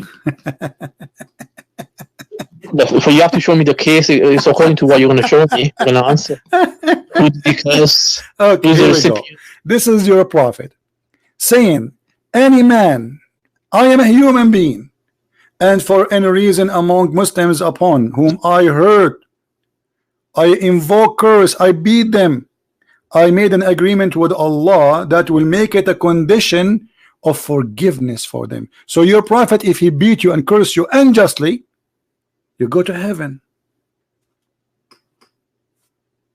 Let me read this. Yeah, so this is this exception. So when it comes to exception, when he, so how a woman, when if she curse unjustly, she go to hell, but the prophet, and he is the best man. I mean, those are not the best people in mankind, and they are not guided by God, and they are not a prophet, and they are just normal people. So if they curse, they go to hell. But the prophet himself, he cursed and he beat people. And he used a bad language. It says la'antuhuma wa sababtuhuma, which means saying to them the F word. No, it's not F word. It's not F word. Hold on. Hold on. Okay, here we go. It says, hold on. It says قالت قلت لعنتهما وسببتهما. Do you know what سببتهما mean? No. To say the F word or to say bad words. La'an is to curse, and subab is to say your mother is etc. Your dad is etc. Your etc. The private part of etc. The F word of etc. That is what subab is. So my friend, you're a prophet saying, and look what he's saying. He made a condition on Allah.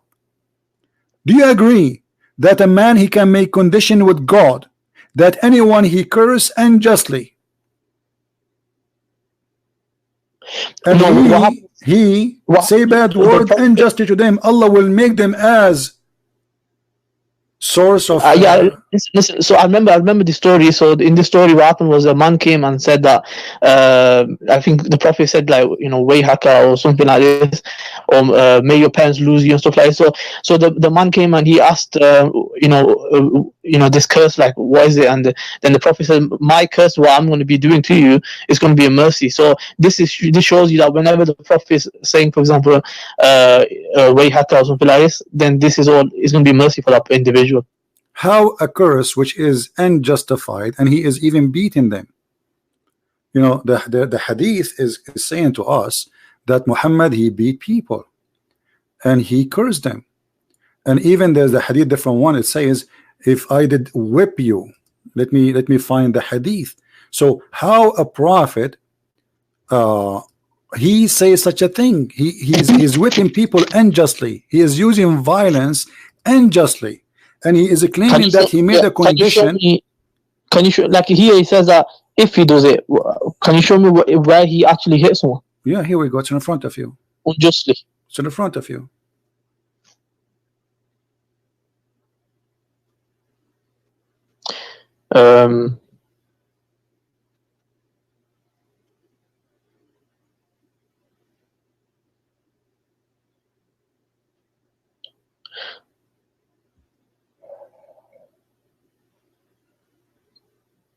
He doesn't say that he whipped. It says in front of you, or give him a whipping. Do you see it?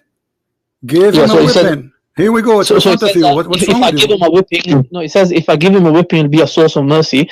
But it doesn't say that he actually gave the whipping. Can you show me from an example where he actually gave the whipping? He's saying that any one of you, which means he did it. Any one of you, I did it to him. I did this and this and that. All right. And this must be unjustly. This must be unjustly, because he is saying that I did it unjustly, because if it's just, he is just doing the order of Allah. Do you understand simple English? He is saying that, oh Allah, I am a human being. For any person amongst Muslims whom I you know, basically curse and all this or whip, there will be a source of mercy. He's saying whoever I do it to will be a mercy. But so he doesn't say people, right? If I say anyone, I do whipping for him, but I never whip anyone, that would be stupid, isn't it? And when Muhammad says I am only a human being, what does that mean? He's a human being. What does that mean? What do you mean? What does it mean? Which means he is making errors, he's making mistakes, he's doing bad things, correct? No, he didn't say that. I didn't say that. Well, he's saying I'm not perfect. This is what it says. And oh Allah, I am only a human being. So any one of you, I do curse him, or he hurt him, or say bad word to him, or even whip him. Allah make it source of purity and mercy for them. Correct? Yeah. Okay. So Allah, Prophet, but it doesn't say that he whipped. That's what I'm saying. It says, no, it says that. It says, here we go. Let me show you different hadith. You see, the Muslim, they think by playing like the bird who put his head in the dust. We don't see it. It's in front of you. Here we go. Here we go. Read this one.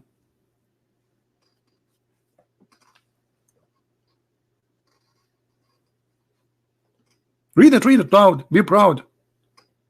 Yeah, I can't see it. 1 minute. I heard Abu Hurairah saying that he heard Allah's Messenger sallallahu alaihi wasallam saying, "Oh Allah, Muhammad is a human being. I lose my temper.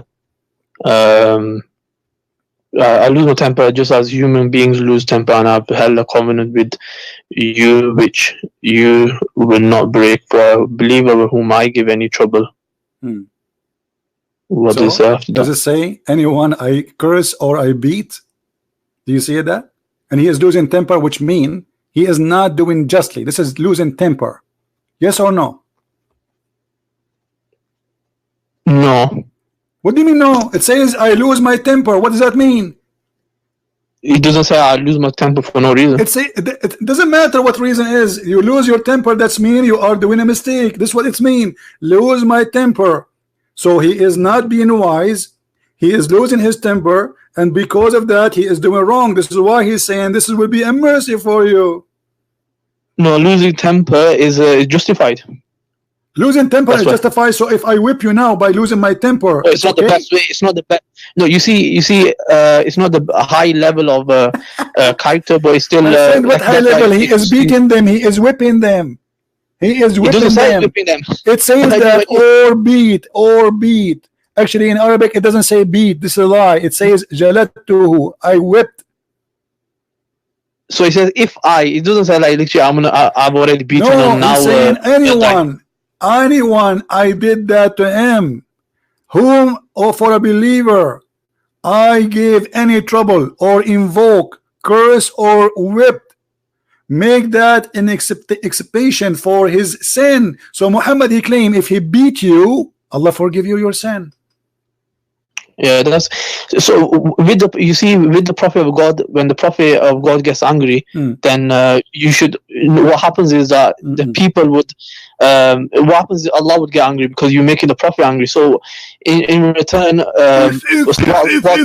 Muhammad and Allah is one. If you make the Prophet angry, Allah is angry. So Allah will lose his temper too. Allah will lose his temper. So if whoever makes the messenger angry, then I lose my temper. That's mean he don't have any justification to do it. This is what I mean. I lose my temper. That's mean he is saying I'm wrong. It doesn't say that. He says I'm just a human being. That's mean I do wrong. And what is the wrong I did? I lose my temper. He is giving himself an excuse. Correct?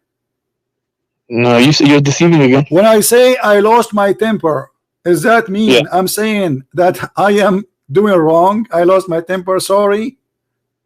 No, you're saying, for example, if you're in a situation and you lost your temper, you probably say, okay, I should have never lost it. Maybe I shouldn't have done it. But that doesn't mean that you see the hypocrisy. So if a woman, look, let's go back. So if a woman she lose her temper and she curse her husband, she go to hell. But if your prophet lose his temper and he curse you and he whip you, not only he curse you, he will go to heaven. And not only that, he will make the source of whipping you and beating you and cursing you is a way to go to heaven. No, with the women, if they repent and if they change their ways, and then it's fine. They'll get paradise. Hold on, guys. Hold on. First of all, your prophet never in the hadith says if you repent, he asked them for money. He says if you give me money, hold on. If you give me money, your sin is forgiven. Yes or no? So money is a way of your sins getting forgiven. Okay, so you are saying that a woman, she can still curse her husband, but if she give money to Muhammad, she will go to heaven. money to charity, money in the fi sabilillah in the path. Did Muhammad collect the money right away in the spot when he said this speech? Yeah, so they donated the money. So okay, guys, the women, they start taking off their earring and their gold and give it to Muhammad. Do you agree with that? Yep. Okay, yep, why? Yep. Why that if they give Muhammad their gold, their sin is forgiven? Because charity is going towards the way of Allah. So okay, but they are cursing, but still they did not correct it. It didn't say you repent. They still are cursing their husband. So all what he asked them for, give me money and your sin is forgiven, right? So he gave them a lecture, so they understood, they realized the error they made. So then no, they did not. And look what he said to them. In the Quran, he said, you see, you are trying. Look. He says here, let us read together so we can love together. He says, because you are cursing so much, meaning you are ungrateful toward your husband. He said, and he continued, and I have not seen any among those lacking in intellect and religion, and who are more difficult upon the people, position, reason, and insight than you. So this is all the reasoning to go to hell. It is you who's deceiving. Do you see it? No, this is what your prophet. She asked him, okay, she asked him, and why is that messenger of Allah? Do you agree with that?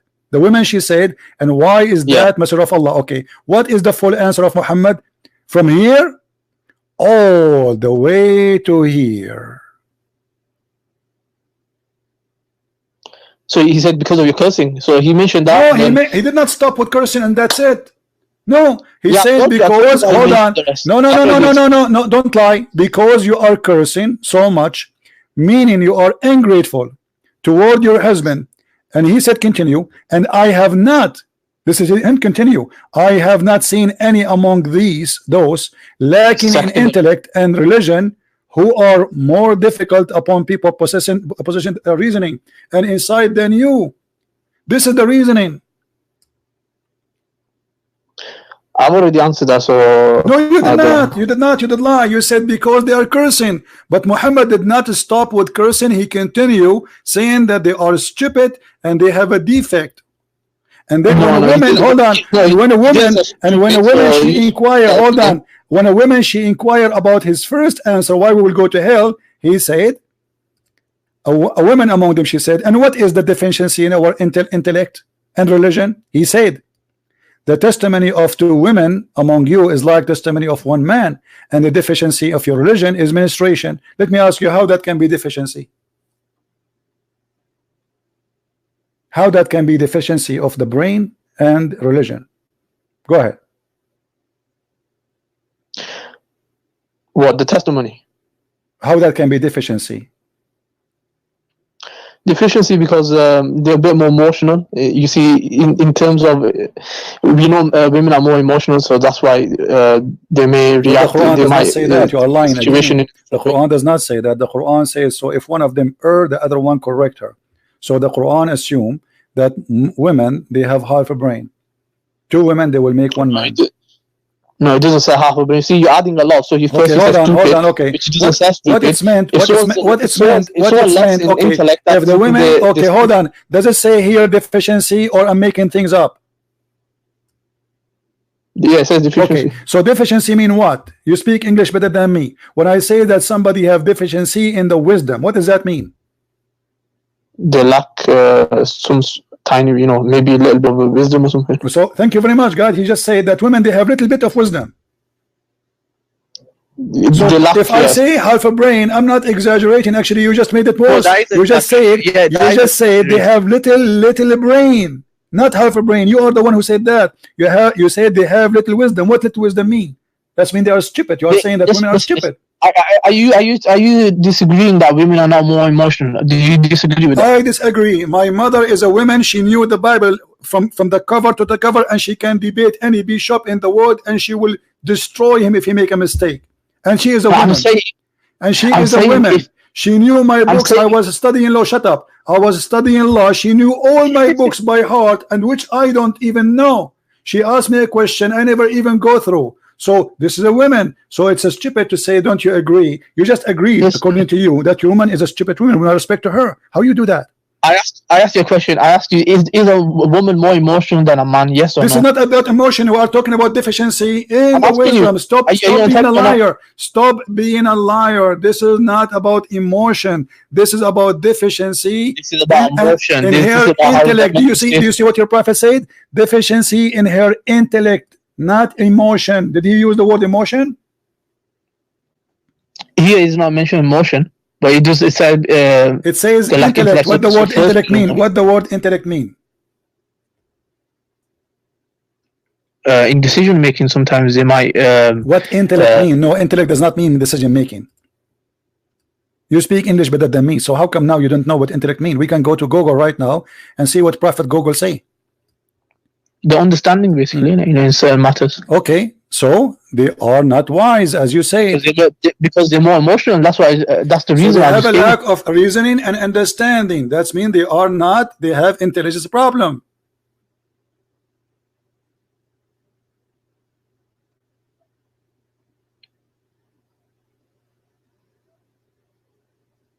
That's what I said. Sometimes the emotion. So you're a prophet saying. So you're a prophet saying that women, the reason they will go to hell, according to you, they curse a lot, and they have deficiency in their intellect, and they have frustration. That's why they will go to hell. No, it's what it says in front of us. It says they ask him, because the answer what? The answer is, he said, and okay, most of you will go to hell. A woman, she said, and why is that, Allah Messenger? Look what he said, because you are cursing so much, meaning you are ungrateful toward your husband. And he continues saying, and I have not seen any among you lacking in intellect and religion. So why we will go to hell, Prophet? Because of the following: you curse a lot, and you are having and suffering from lack of intellect and wisdom and religion, deficiency in religion. And she asked him to explain more. Okay, what is the problem with our deficiency? What deficiency are you talking about? He says, and what is deficiencies in her intellect and religion? This is a woman. She is asking what? Asking about your prophet answer about the first question, why we will go to hell, Prophet of Allah. So he mentioned their deficiency as a reasoning to go to hell. And now you tell me, please, how women have menstruation that is deficiency in religion?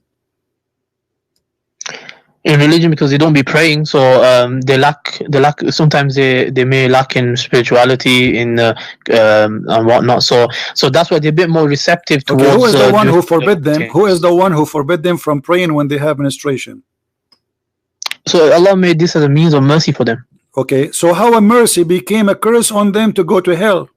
It's not a curse. That's what I said to you. It's not a curse. Okay, they're a bit more receptive. Did you hear this joke, guys? Did you hear this joke? He just said that Allah he made the women not to pray as a mercy on them. Muhammad claiming that women, they will go to hell for the following reasoning: they curse a lot. Hold on, they curse a lot, and they have deficiency in their wisdom and their religion. And what is deficiency in their religion? It is their menstruation. So women, she will go to hell because she have menstruation. Because all what the women she's asking. You're deceiving. Listen, I'm not deceiving. It is your prophet who answers. She asked him why we will go to hell. Who is the one who continues saying the reason is the following: because if you curse him so much, meaning you are ungrateful to your husband. He said, Muhammad, continue, and I have not seen, he continue. He's explaining, I have not seen among those lacking in intellect and religion. So the intellect of religion is a reason to go to hell. But who is the one who made women, according to you, stupid? Isn't it Allah? No, it's not stupid. So so let me explain this. So first, the Prophet gave two reasons. So he gave two reasons, and then he says, I have not. So now he went to a secondary point, and he mentioned that I have not seen. Like, he's talking about all women now. He's talking about even good women. All women, all women. They are asking yes about all women. The women, all the women, majority of them, they will go to hell. All women. Thank you very much. And this is proof again that your prophet is a false prophet. Because the reason we also have listen. We also have a hadith which says that there will be more women in Jannah. So what is the reason? Hold on. The women she asked. Hold on. I will go with you. The women she asked why we will go to hell.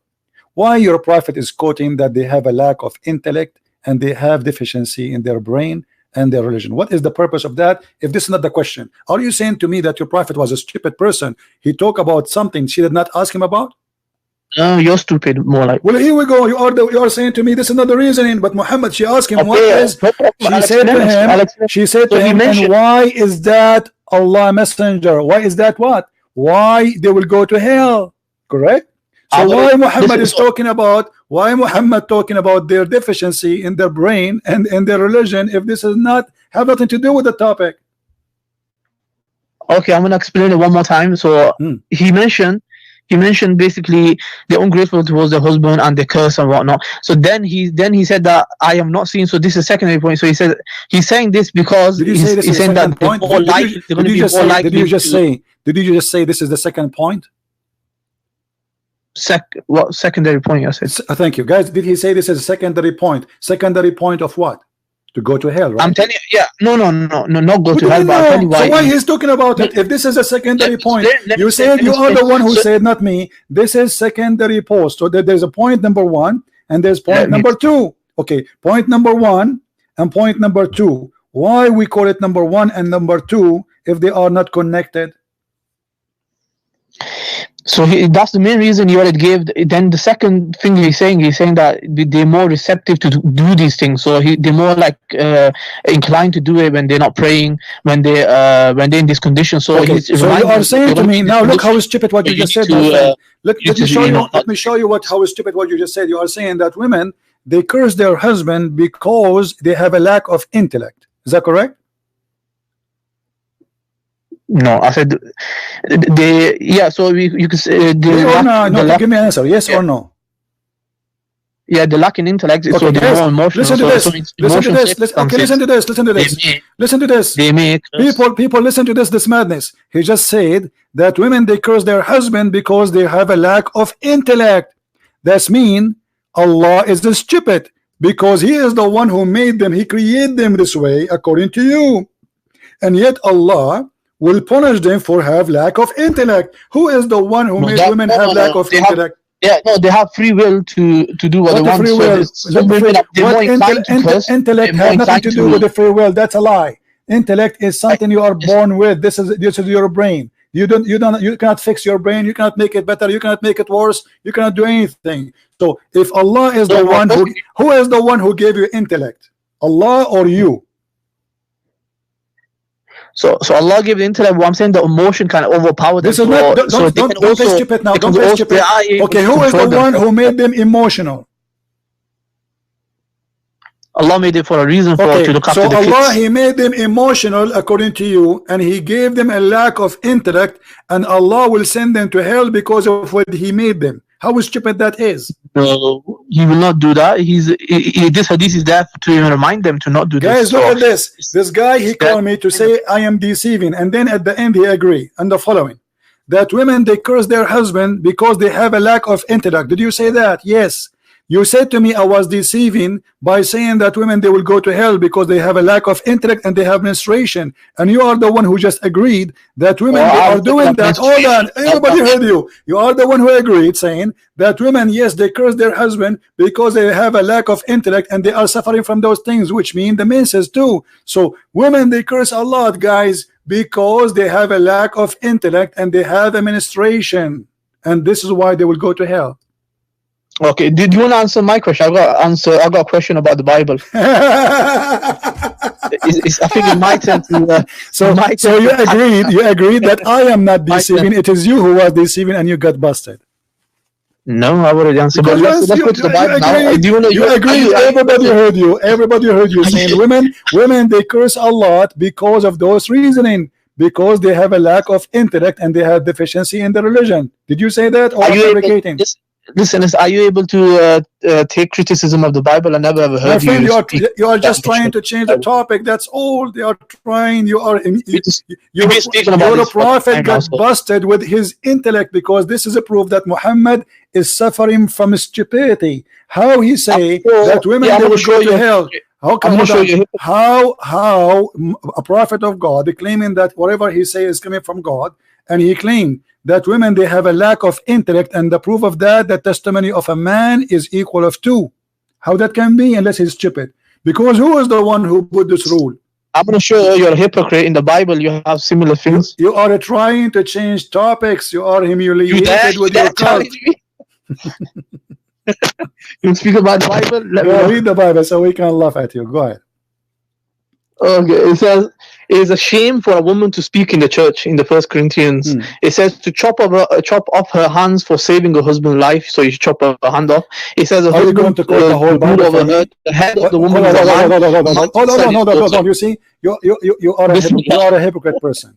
When you are trying to read, you are reading from left to right to the end to the beginning, from Old Testament to the New Testament. Give me a verse so we can laugh at you. Just one. Who's the author? Who's the author of the Old Testament? Is it Jesus? Give me a verse one at a time, and people will laugh at you.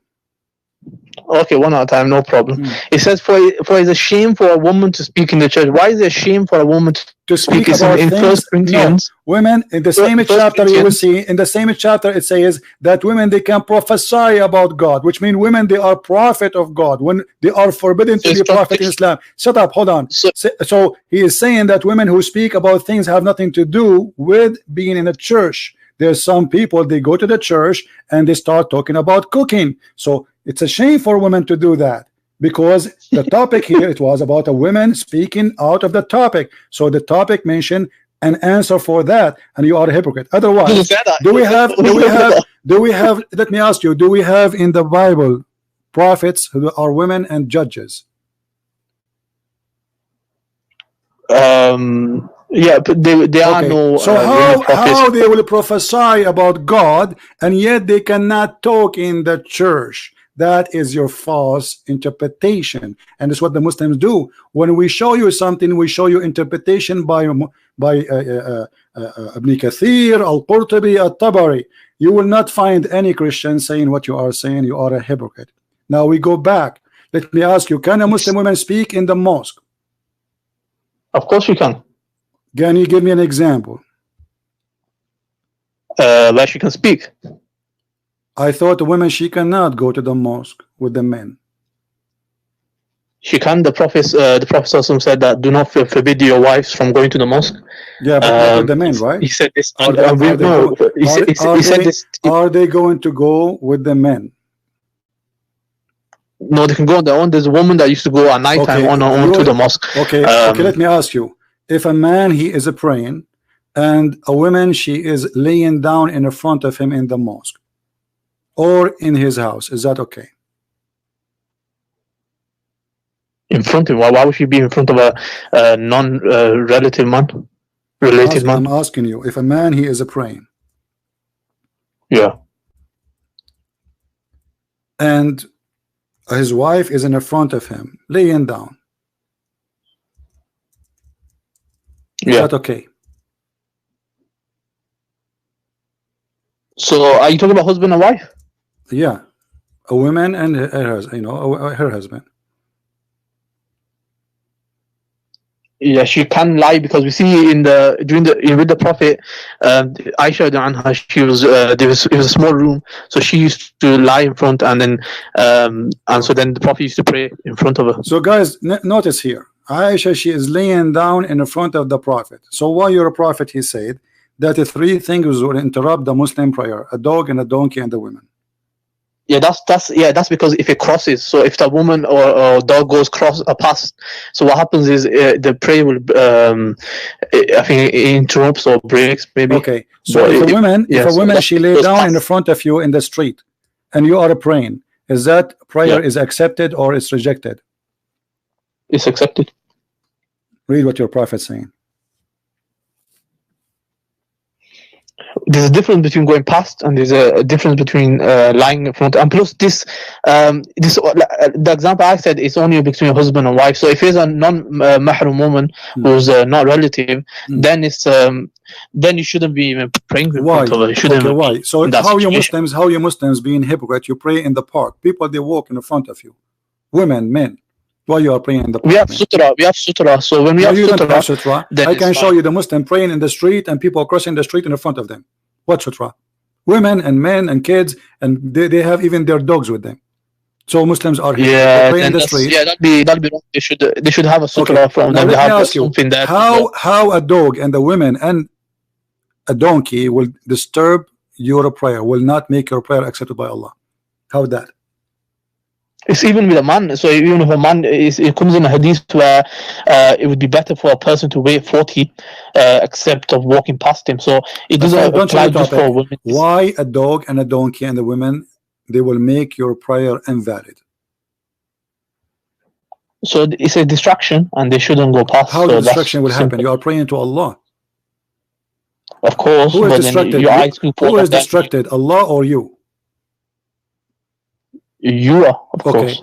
Look, your prophet, he said that a black dog, not any dog, and he claimed that the black dog is the devil.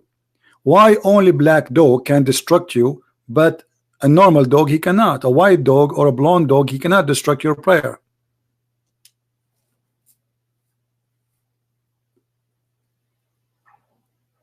So in other narration it doesn't say black dog, it says dog only. No, it says in other narrations. No, it says, and it doesn't matter. It's Sahih Hadith anyway. Who cares? Is that because your prophet he have a lack of intellect and deficiency in his brain? Believe in superstition. Isn't this a superstition that the black dog, black color will make you evil? No, what happened was a lot of scholars, they mentioned this. They said that the reason, obviously there was a command also given to kill black dogs. The reason was they said because the wild, there was in that city there was a really wild dogs. So this one explanation that they could have been really wild, and that's why he ordered to kill the black dogs. Why the black dogs? He did not say the sick dogs. He said any black dog. He said the black dog walking by, not biting you. He's not biting you. He's just a dog walking by. If you do that, yeah, most black dogs are vicious. Okay, read. Don't fabricate things. And I said, Abu Dhar, what feature is there in the black dog which distinguishes it from the red dog and yellow dog? So what distinguishes the color only? He said, oh my son, oh son of my brother, I ask Allah Messenger as you ask me, which mean what distinguishes the black dog from the yellow dog or white dog? He said the black dog is the devil. Yeah, like I said, the black dogs are more vicious, so they devilly. They the black dog, but he did not say they are more vicious. He said they are the devil. Yeah, so devil refers to something evil, so they're vicious and evil. Are you agreeing with your prophet that any black dog is the devil? It doesn't say any, so it just says black dog. It says a black dog will disturb any black dog. Black dog will disturb, and we ask, what the difference between a black dog and red dog and yellow dog? So all of them are unknown to us except the color. So it's any dog. He said the black dog is the devil. Do you agree with that? No, like I said to you, during that time, what happened was there was vicious dogs. So when I read stop lying. It says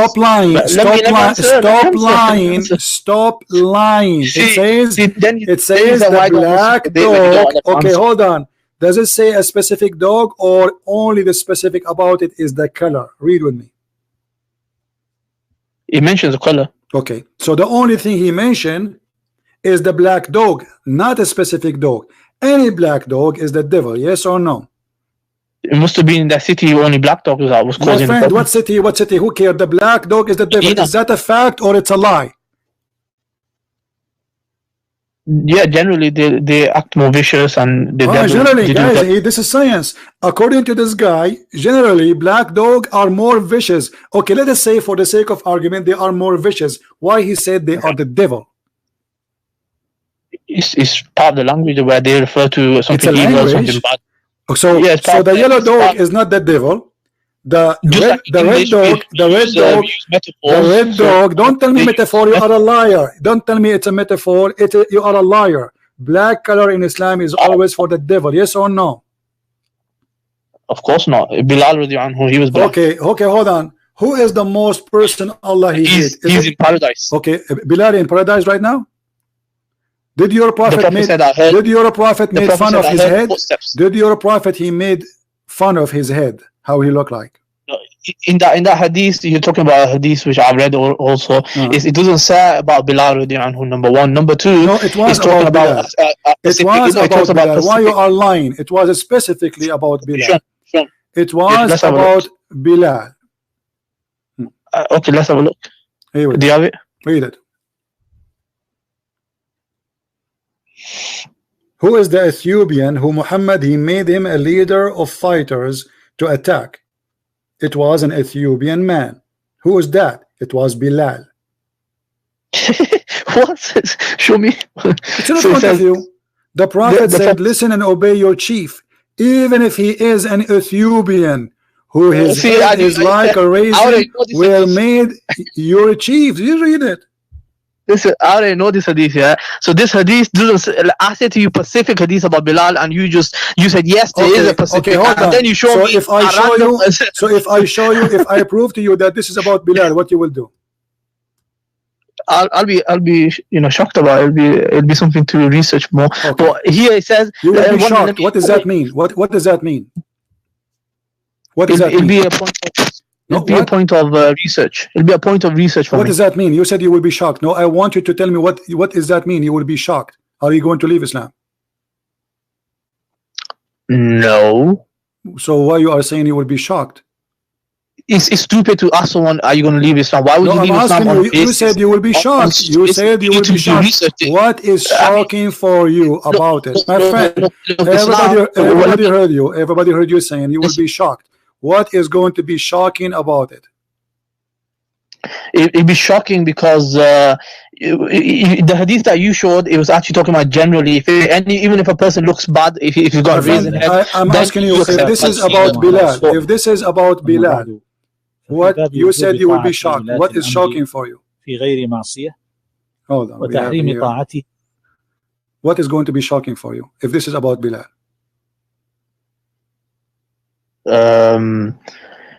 I guess it's shocking. If it's specifically about someone, then it's not the best of description. So if someone, like if the Prophet said, your head is like a raisin, and that's it, full stop. Let us then say, that's let not us a good say, thing to say. okay, let us say for the sake of argument, this is not about Bilal. Why Muhammad is making fun of the black people look? He's not. How is he? Come on, you have to be foolish to think that. Look, if the hadith Okay, says here we go. that Here we go. What what raisin head mean? What raisin head mean? Is that a fun? I'm explaining. or You let me respect? explain. So you let me explain. What raisin head mean? So the hadith says that even if that person was black, meaning in that culture, black people were treated in a low way. So the Prophet saying he's pointing all the bad qualities, like generally what people see as bad qualities, and in that time in that society, he put black, and then he said raisin head. So he said that because meaning that in that if it's bad description, even if that person looks odd, looks differently, then you still take him So as your according leader. to you- He's telling him to make according him to as you- leader. According That's to you, amazing. He's according telling to you you Muslims, accept him as a leader. Think according about to that. you, That's amazing. according to you Muslims, Subhanallah. black people look odd. Yeah. Did you hear it? I'm saying that. No, Did you I hear said it? in that. You just said No, I that. said in that Everybody heard culture. you. He's saying if I a said person in that look culture, odd, it used to listen, be listen. something. You are the They one. treated- Everybody heard you. You gave me the reason. The reason you is heard me. I if said, if a said it was a person culture he look in the- odd, how the black person look odd for you? Explain to us, please. We don't want to misunderstood you. Okay, I'll explain. I said in that culture, in that society, they used to be treated as really lowly kind of people. So the Prophet saying, even if they become your leader, you obey them. So Okay. even if these people who you regard as no one, if they become your leaders, or even if they have a physical appearance which is like a raisin, you still obey them and What is whatnot. the So it's physical not- reason? I'm not What is the physical appearance will make Muhammad say he is the one who said, who is his head like a raisin? He is the one who said that's not them.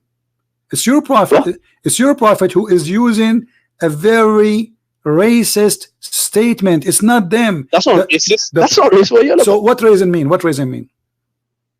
He's saying it's a hypothetical. He's saying if I am What if- hypothetically? if- It's not. He it's is a saying hypothetical. He's no. saying if an Who is read? It It says an Ethiopian who is head is like a raisin. What raisin mean? Yeah, if you find someone like that with a raisin head, I don't know, his small head, I don't know how it looks like, whoever it is, if the bad defect, you still obey him, even if you don't like him. So you you don't. are saying whatever that it is, Ethiopian people they have a defect in their look.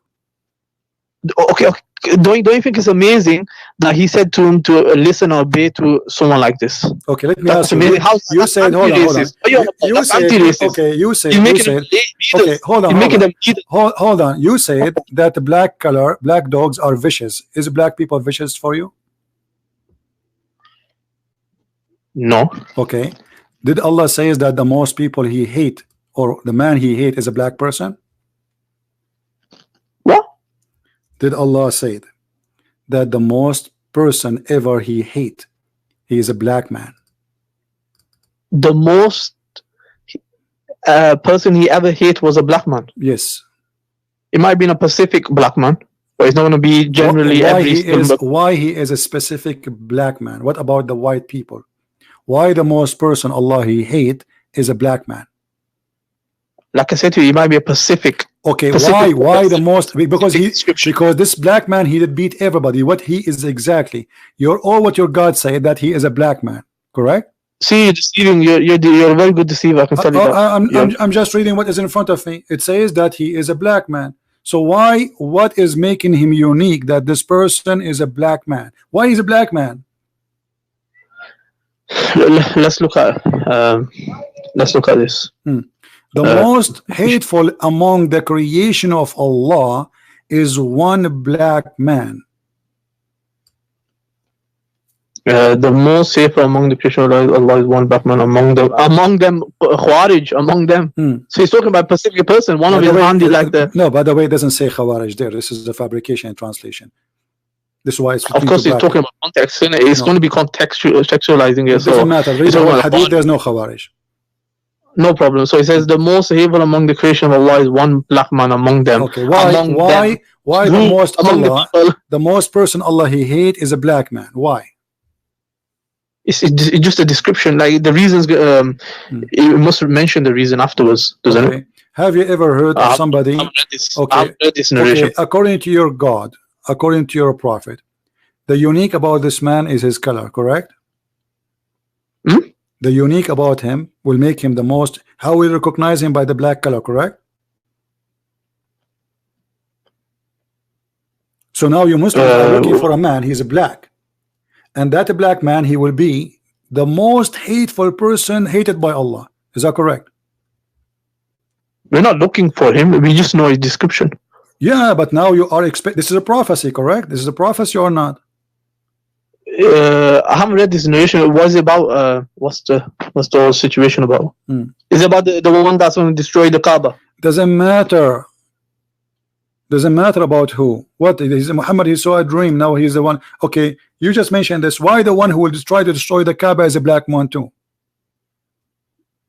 That's who he's going to be. In is a prophecy. Why is a black man? Why always is the black man? Why the enemy, the black dog, the black man, the black person is the one who will destroy the Kaaba? Why?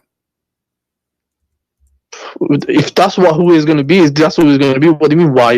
So why only the black people are the one who they are doing bad things in Islam?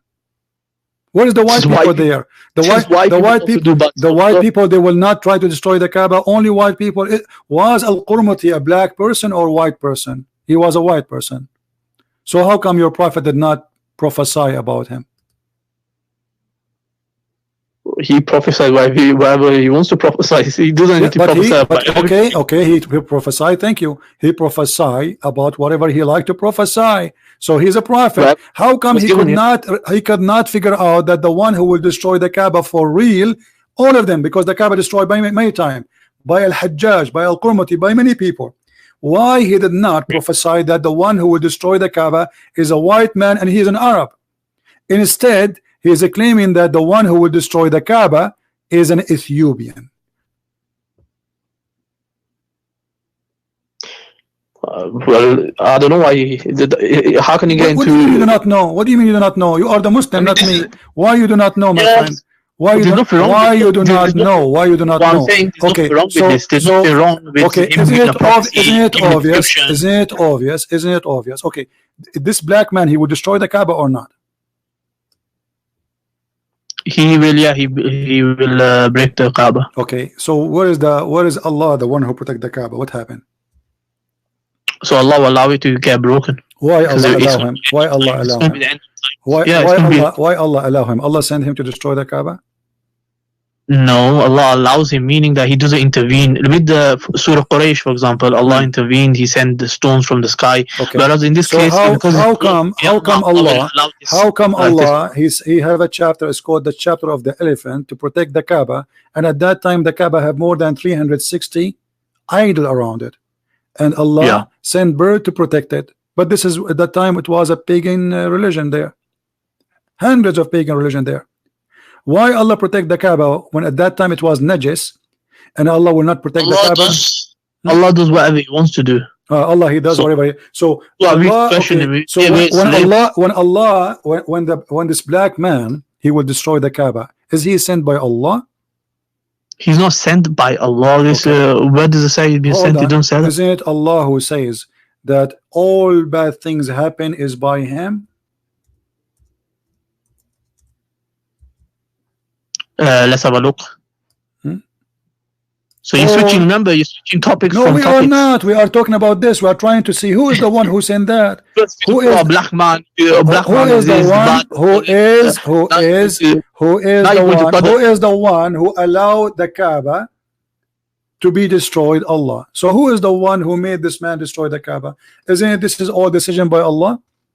Read carefully. This is Quran chapter. This is Quran. I'm gonna leave in 10 minutes. This is Quran chapter 64, verse number 11. I'm gonna leave in 10 minutes. Okay, so, I'll ask you more important question about this. You know, there is a hadith where it says that if a person he stole an egg, we cut his hand. Yeah, I've read the hadith. Okay. Why you cut his hand? I haven't done too much research on it. Yeah, why you cut his hand? This person is obviously hungry. He wanna eat. A person who steals an egg, he is obviously a very poor person. It's a good question. I need to do more research on it. What if somebody doing a robbery? Do you cut his hand? If somebody rob people, somebody attack a bank and he I've seen you showed the hadith. The hadith says don't cut his robber. So it's a point of research for me. I don't know the answer. So you have no answer. So look at this man Muhammad, who have a deficiency in his brain. If you steal an egg, he will cut his hand. That's why you are trying to run away, because I have to study. What study? I mean, it's obvious. Either you say Muhammad is making the right decision. Hold on. You see how somebody he do a robbery. Hold on. How somebody do a robbery? You don't cut his hand. But if somebody he took an egg, you cut his hand. You see what you're doing. You're isolating narration. So you want I'm me not to isolating. Give you I am not.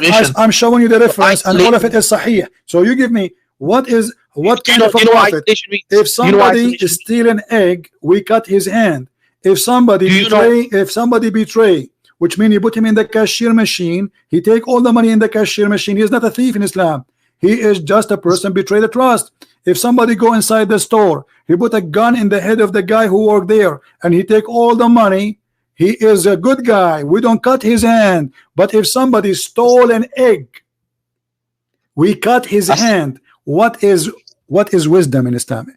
Do you agree that your prophet have an intellect problem?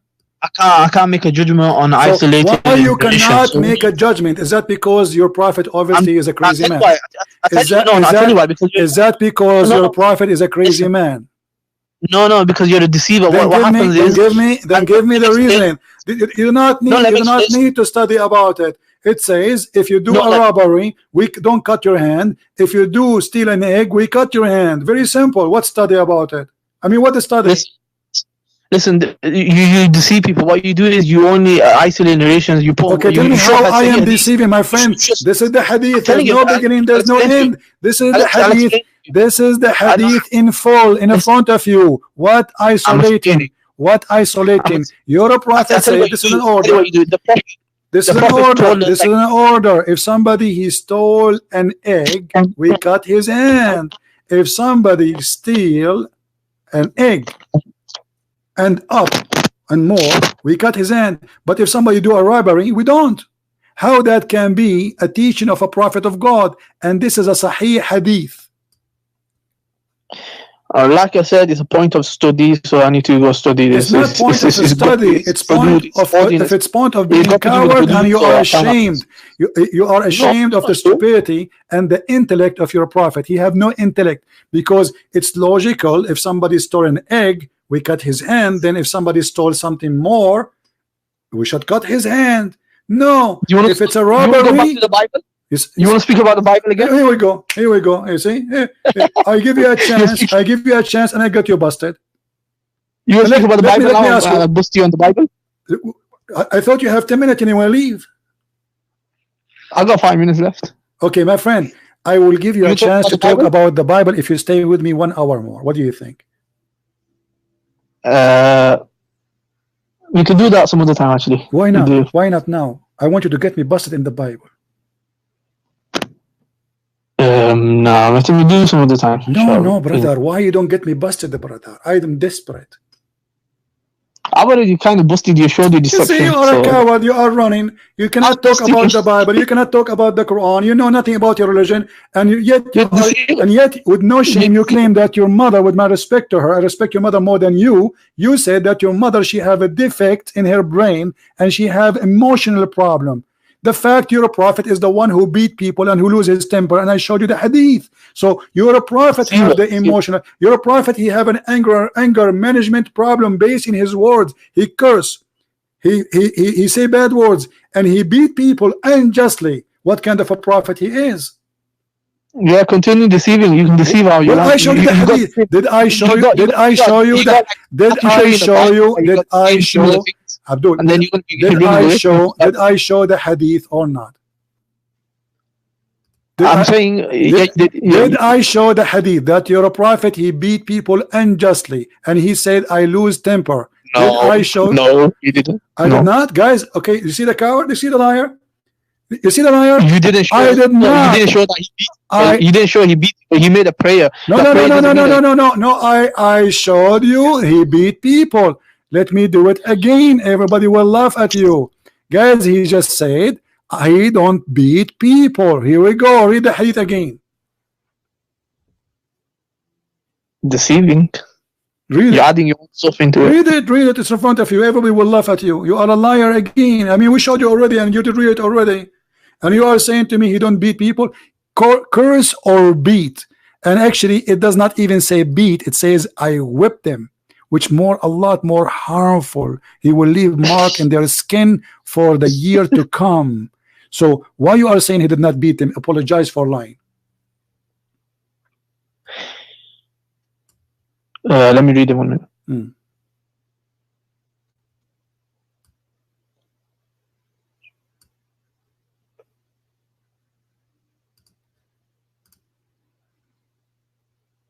So it says that for the believer whom I give any trouble or invoke curse or beat, but it doesn't say that he actually did it. He's saying that if I do it, I beat. Does it say or I beat? Shut up. Just go. You are just a kid. Just go.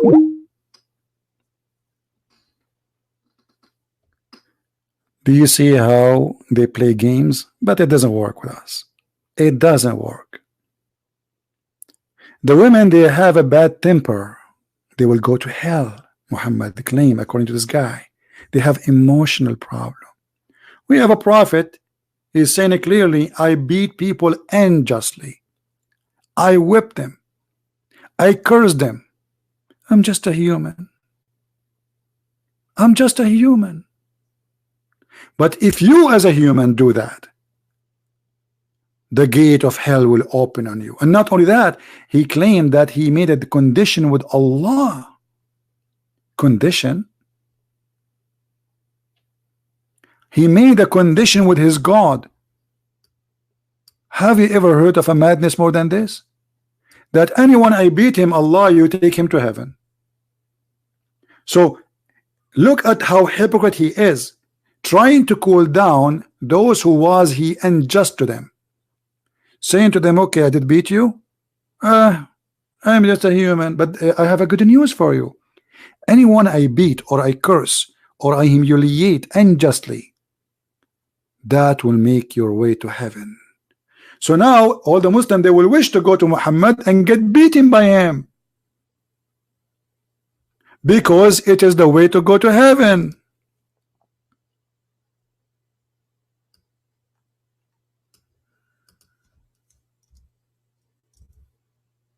Have you ever heard of stupid religion more than this?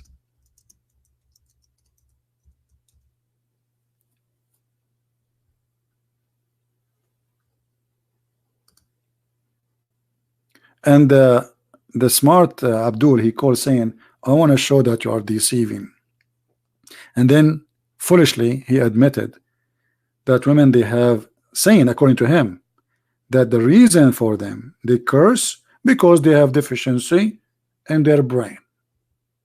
So who is the one who made women, if they have deficiency, which I don't agree with? There's a smart women, there's not smart, there's a smart men, there's not smart.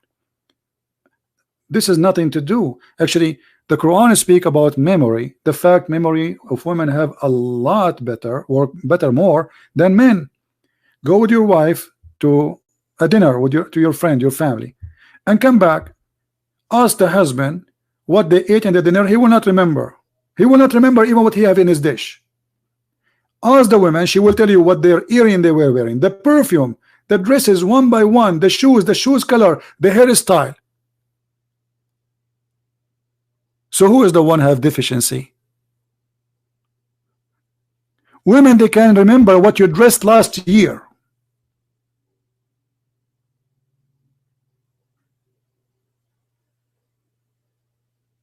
So in order to explain why Islam always disrespect women, they are willing to deceive. And how, if you pay Muhammad money and give Muhammad your earring, you will go to heaven.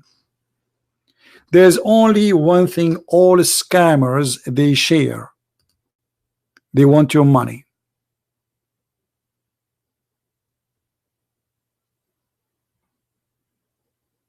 All of them.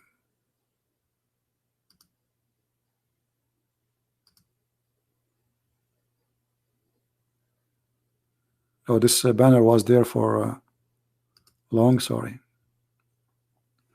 I did not notice it. Yeah, if I put somebody in the banner for long, guys, just right away tell me, don't wait. Do you see how we expose this cult? Women is your mother and my mother, your sister and my sister, your daughter. And if there's no women, we are not there. We men, if there's no women, we are not exist.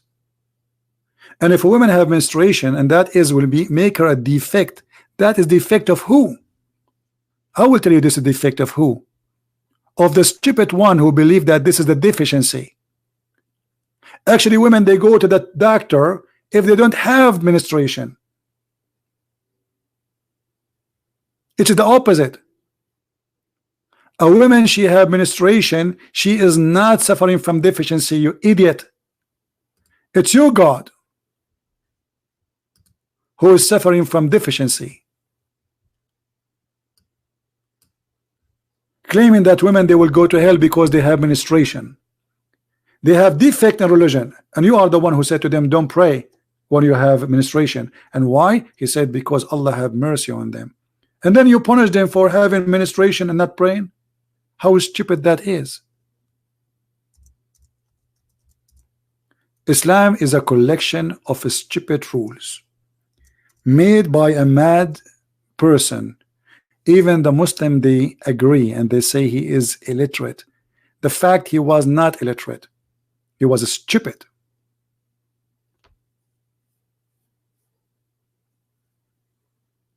When somebody he says that women are equal, two women are equal to one man, and that is the proof that women are not wise, and you are the one who made the rule. I mean, look at the proof. I am the one who created this rule that women are not allowed to witness one man, one woman, two women equal to one man, and only in the case of money. Women, they cannot witness in the case of capital punishment. Capital punishment means anything can cause bloodshed, like cutting hands, cutting feet, cutting necks, etc.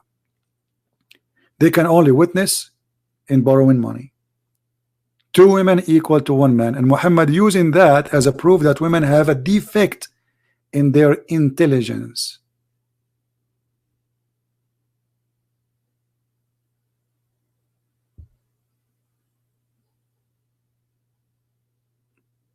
So I want to say thank you for Muhammad Qasim for calling us today, because that gives us a great opportunity to expose Islam.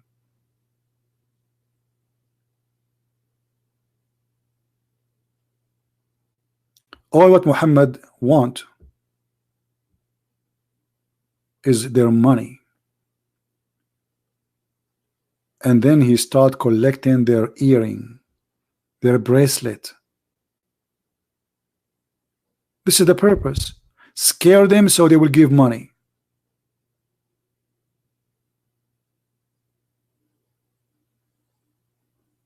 How in the world somebody claim to be a prophet, he say that you have a lack of religion? Why? Because you have menstruation.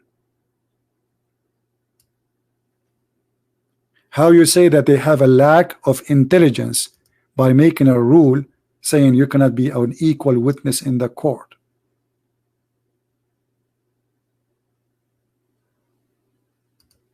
How stupid this teaching is, how disgusting. This is not an insult to women, this is an insult to us as men. The one who insult my mother, he's insulting me. My mother, she does not have a deficiency in her intelligence. It's your prophet.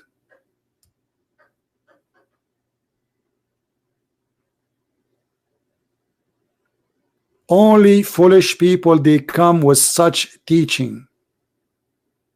Foolish and savage and stupid.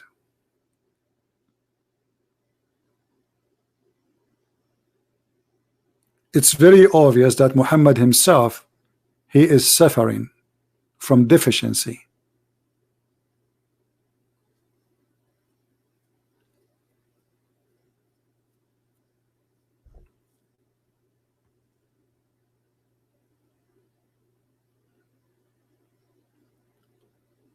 And when he was saying that women, they have emotion, and that is defect, that is stupid.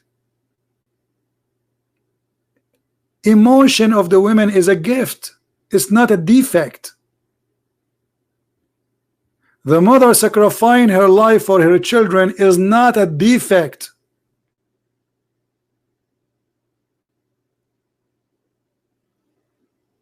A woman spending the night over her child where the husband is sleeping, snoring, don't care.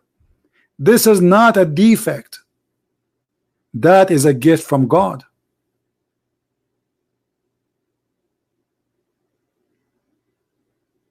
Shame on you.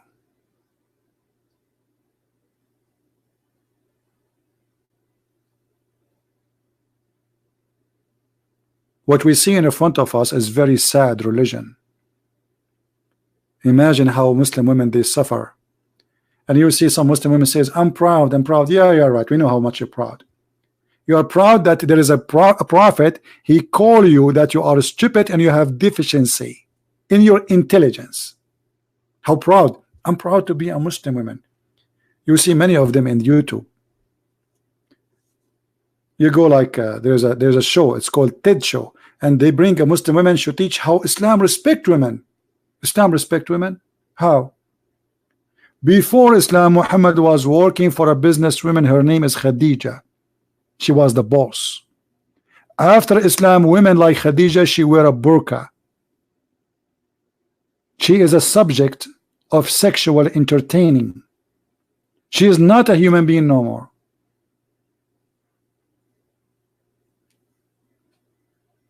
According to Muhammad, she is a awra, which means she is a private part.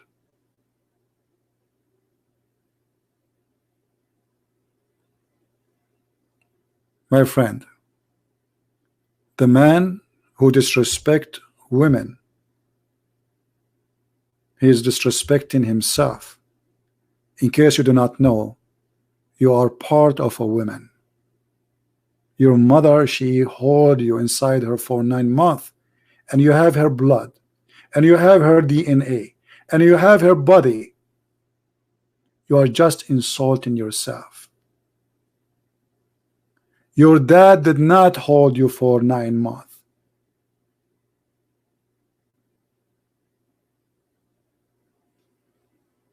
This is a cowardly behavior and cowardly teaching, to say go and beat your wife, and to say women, they are deficiency. And this is explained why Muhammad saying to the Muslim men, beat them.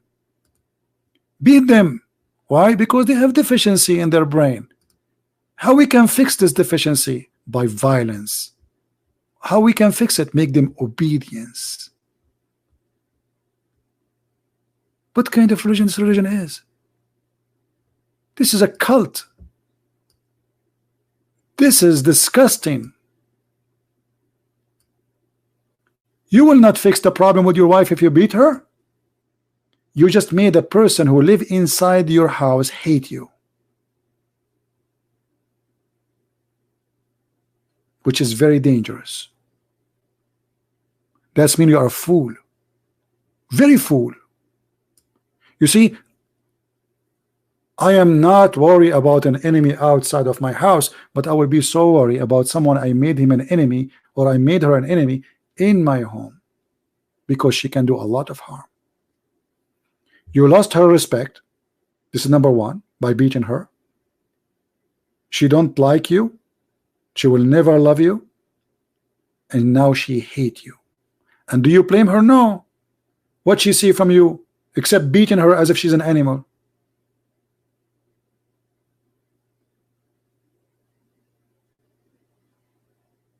And what kind of man he say to others, beat your wife? You tell me. What kind of a creature he is?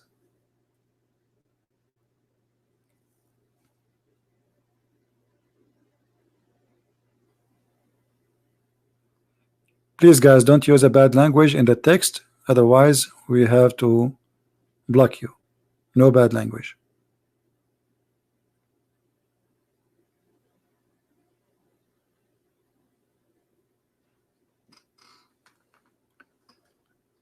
Cowardly behavior. And let me show you just one more thing to explain to you how ugly this man he is, Muhammad. I don't know if you remember the story of the woman who her husband he did beat her, and Aisha, she witnessed that all Muslim women, nobody suffer as much as they do. The man he did beat his wife until he made her skin greener than her clothing. And then Muhammad not only agree with this beating, he forced her to be raped by her husband, because this is the whole beating is about. She don't want to sleep with the man. She went to Muhammad seeking protection. Muhammad, he took the side of the man, and he says, if you think you can avoid not to sleep with him, you are wrong. So he agreed with the beating, and that beating was so violent to the point her skin is greener than her clothes, and in the top she is going to be raped. And this is the story in the front of you. You can read it, all of it.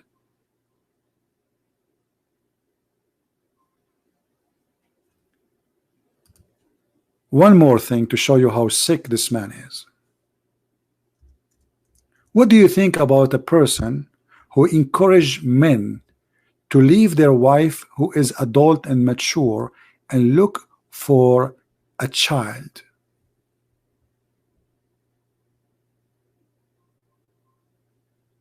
What do you think?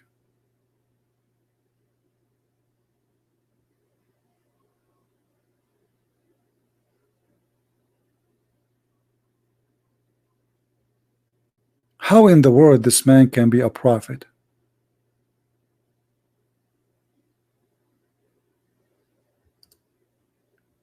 Muhammad was going back after attacking his neighbors, stealing their money. Abdullah was driving his donkey or camel in front of him. Muhammad said to him, "Oh, Abdullah, I see that you are in rush. Why you are in hurry?" He said, "Well, a prophet of Allah, I get married." Or Jabir, sorry, the story about Jabir. Muhammad, he said, "Oh, you have married?" He said, "Yeah." He said, "He married a virgin or a previously married?" Which means he's asking about her private part situation. If she or she is not. You know what I'm talking about. Not really. It's not about married or previously married. She's a virgin or she is not. I said, "Oh Allah Messenger, with one who was previously married." Whereupon the devil is talking now. Listen to this.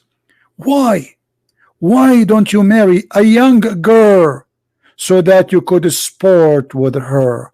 and she could sport with you. Have you ever heard of a devilish teacher more than this?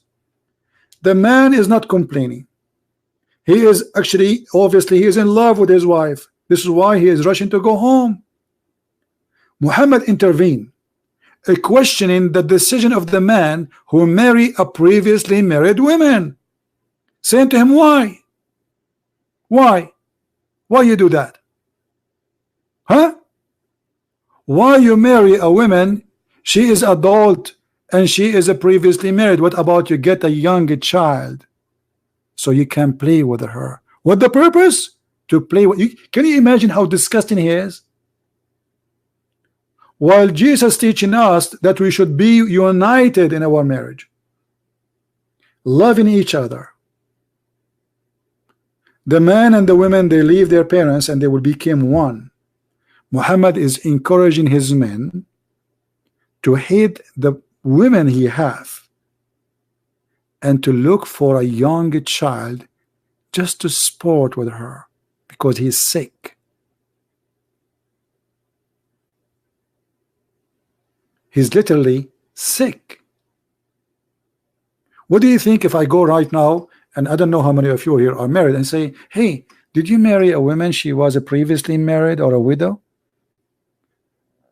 Or a woman, she is not a virgin? And then you say, yeah. Why? Why you don't go and look for a child? That is what the prophet of God teach. This is the value of the good God. Yeah, Abbas, how are you? Hello? Hello, Abbas. Did you marry a previously married? Peace be with you, brother. Again, you are lying, saying to me peace, but you cannot say peace. We got you busted in that. Hello? Yeah, hello, I hear you. Yeah, sorry. Yeah. What do you think about First of all, you kept me wait so long. You were talking to other brother, and first of all, I want to congratulate Muhammad. So long. You can go about give him more knowledge. And he didn't get into your trap like some Muslims do who doesn't have much knowledge. So you are saying this he don't have knowledge. So reasonable. Okay. He says he doesn't know something. He will go and research. You are saying this is a lesson. One second. Listen. So you are upset because why you always panic whenever I call you? Can you do better? You are saying that Muhammad don't have knowledge. Can you do better? Hello.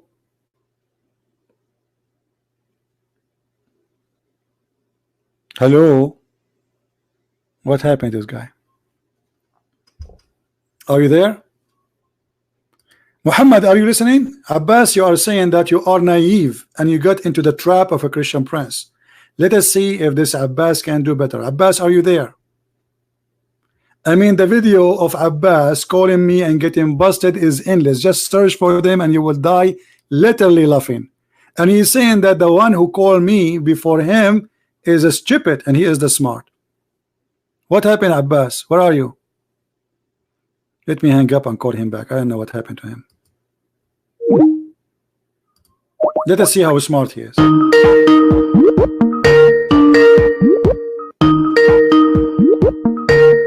Hello, can you hear me? Abbas. So the guy who called me before is not a smart and you are the smart one. How is that? I never said that. Don't lie on me. I so said, what you said he fell in my trap. Can you keep quiet and let me speak? Okay, go ahead. What you said about him? Go ahead. What is your problem, man? I never said that. I said he did not fall into your trap. He did like not. Many ignorant Muslims do. How is Mashallah, that? what he did was Alhamdulillah. Well, I'm speaking now, man. You can't understand me if you don't listen to me. He agreed with me. He said you're that talking women, over me. He said that women, they have emotional problem. This is why they will go to hell. You see, this is your problem. You don't listen. You're talking over me again.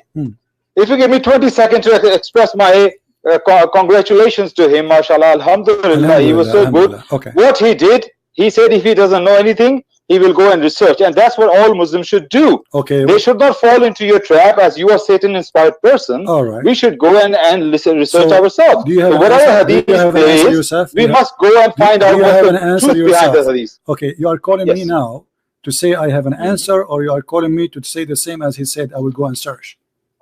No, these hadiths I'm talking about. The one what prompted me to call about this hadith. Which one? The companion was going back and he says, "Go and marry with the little girl. Why you marry with the divorced woman?" Go ahead, answer about that. Now, this hadith, there's another turk of this hadith is similar, which is a little bit longer, and he's talk about this companion. He has sisters. His father passed away, and he has sisters, young sisters. They are little sisters, young sisters. That's a lie. And nobody's there. That is a lie. There is a turk. There is another turk. No, that's a lie. And I can prove it. I can prove it to you, but I'm not going to prove it to you right now. That is a lie. 2 reasons. I waited 1.5 hours. That is a lie. It's in front of you. The story in front of you. His brother, his name is Abdullah. He died and he left little babies. So the guy he married a woman, so she will take care of them, which means there is another Turk who say his sisters. They were his sisters, and nobody's there to give me the hadith them. So we can laugh. It doesn't matter. Let us say. Hold on. Okay. Don't play games here. If I'm lying, I will prove it to you. Okay. If I'm lying, hold on. It doesn't matter. He have sisters or they are the daughters of his brother, as the hadith in front of us. It does matter. Will not change anything. No, will not change anything. Because the reason for him to marry an adult woman, because he need a woman to take care of them, not additional child beside the children's, correct? You know, you have a diarrhea of talking. You know, you don't listen. You have 2 ears and 1 tongue for a reason. The one who have a diarrhea is your prophet. I can show you the hadith. Always suffer from it. No. You have a diarrhea. You agree with me. Okay, so you accept it. Yeah, that's fine. Why you not answering? Why your prophet is asking the man to go and look for a young girl? What is the purpose? If you allow me to answer you. You are not answering. You call me and you are talking about the guy before you, saying that he was wise by not answering. Obviously, you will do the same. You will be wise by not answering. Why you're a prophet asking a man to go and find a child to marry her? Go ahead. Okay, I'm answering you now. Okay. How old was his companion when he was talking to him? It doesn't matter. He's a man. It does matter. He's a man. That does matter. That is the whole point. He's a man. That is the whole point. How old was he? How do you know this man he was talking to you, he was not 17 years old or 18 years old? Okay. How do you know that? Okay. How do you know that he is 17 years old? Thank you very much. This is why I come to you. By explaining to you, he has young sisters. Meaning he probably himself was a very young man. Because he has young sisters at home. See, he's a man or so not? He married someone. So he's a man or not? He married someone who can look after. He is a man. Let us go with your law. Let us go with your law. Let us say he is 17 years old. Is that an excuse for a prophet to say to him, why you are marrying a woman, go and marry a child? Now I explain to you. I explain to you. Let's go back in time, and you are there. A prophet, peace be upon him, he's riding a horse with a 17-year-old. He says, I heard, what's the hurry? He said, I got married. He said, you married with a young girl, a virgin, or old woman? He said, the one who was divorced. Then he said to him, as an older person, as a father figure, why didn't he marry somebody who's like your age, you know, young?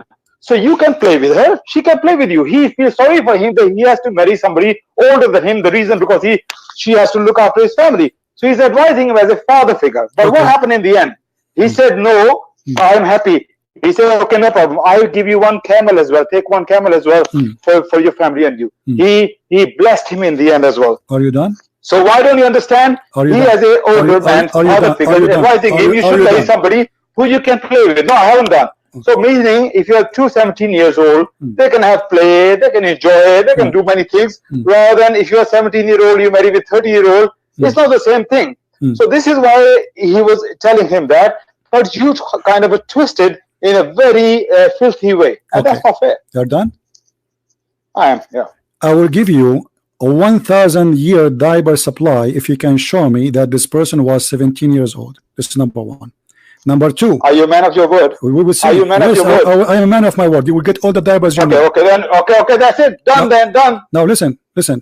You are saying that only if you are 17 you can marry a child at the age. That's fine. You're a man of your word. I got 1,000 years now. Give me the reference so we can laugh. Secondly, you are saying that your prophet. You are saying you're your prophet. He have no right to marry a child at the age of 6 unless he is 17. Hey man, low blow again, low blow. Did your prophet marry Aisha? And don't forget to give me the hadith about his age, please, at that time. I answer your question now. You have to answer my question now. I got one question for the Bible. Don't change the topic, Abdul. No, I'm not changing the topic. We're talking about women. Are we talking about women or not? We are talking about women. Let's Go see ahead. how courageous you are. I'm going to ask you one question. Now answer that question. I already answered you one. So you are changing the topic in order not to answer. We can finish this one and we will go to answer the question about the Bible. No problem. I'm not. We're talking about women, aren't we? Yes, we are talking about women. You just said that the person, he is 17 years old, lying to us, because nowhere it says that. You are fabricating a story. But by doing that, you get your prophet busted. You are saying that if you are a kid, you can marry a kid. So Muhammad at the age of 54, he married a child at the age of 6. For what reason? That's nonsense what you just said. This is what you just said. Everybody heard you saying the guy was 17. The prophet saying to him, why you don't marry a girl so you can play with her? So the purpose of the marriage for Muhammad is playing with the children's. So why Muhammad at the age of 54 he married a 5-year-old kid? Because 6 years old in the calendar of Islam is 5 years in our calendar. Two separate questions. No, you are the same one. You are the same one, because the teacher, he should be the best example. If a 17-year-old can do that only according to your lie, then Muhammad should be 17 years old to marry Aisha when she was 6.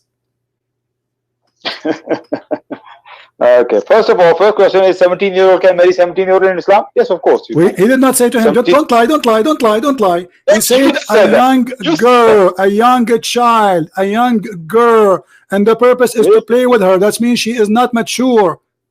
Correct? What is the purpose? Don't say 17. Don't say 17. Okay, I will go with you. So okay, hold on. Everybody will laugh at you. So the man is married to a woman she have already married before, and you are saying he was 17, and this is wrong to do. That means she's older than him. Is that correct? I'm not saying that. I say, how do you know he was not young boy? So you are fabricating a lie saying he was 17, but he was not. What I'm saying is, when you read no. Where do you get the words? Where you get the number 17 from? Baboos. Where do you get the number 17 from? You see, guys, when he panicked, he started insulting me. I'm not insulting. Your name is Abbas. As a Muslim, when I see a Satanist person, listen, where you get the number 17 from, I want you to agree that you fabricated the number is not exist. Either you say I fabricated the number, or you give me the proof that he was 17. Mr. Do you have any? Where you get the number 17? Where you got the number 17? Please tell us. I'm listening to you. I say, how do you know he was not 17? That's what I said. How you know he was 17? And why you came with the number 17? Maybe he's 1 year old. Maybe he's 2 years old. The guy who was in war, and the man is coming back. And Muhammad himself, he was at the age of 54, and he married a child. And now he is teaching his men. He is teaching his men to do the same. Was Muhammad to do it? Okay, listen. Do you follow the steps of the Prophet, or you don't? You want to answer, right? Do you follow the steps of the Prophet? Yes, or you don't? What? Listen to me. Do you follow the steps of the Prophet? Yes or no? Is the Prophet is the best to follow? Is your Prophet behavior is the best to follow? So when Muhammad he married Aisha at the age of 6, he was wrong or right? So do you agree that young people went on war in Islam in the time of Muhammad? Young people. You are the one who's saying that, not me. You are the one who said he was 17. How old was Osama bin Zayd? How old was Osama bin Zayd? Abdul, I challenge you to show me where you got the number 17. I promise you I will give you diapers, and you accepted the challenge. You said, are you the man of your word? You said, are you the man of your word? So I say to you again, I will give you diapers for free if you can show me where you get the number 17 from. Are you a man of your word? Are you a man of your word? So am I allowed to speak or not? You keep talking over me. We made a challenge. So you are fabricating numbers. Secondly, your Prophet was 54 years old when he married Aisha at the age of 5, which is 6 in the Islamic calendar. So your Prophet was talking about marriage or child molestation, child rape. Why? What kind of a man? He said to his man who is happily married, why you marry a widow? Why you marry a divorced woman? I ask you simple question. Hello, you're talking too much. Now it's my time now. Yeah. How do you know he was more than 17? Give me a proof. I mean, you see, Abbas, this is why I hang up on you, because you are officially stupid. You are the one who mentioned the number 17, so you have to prove it, not me.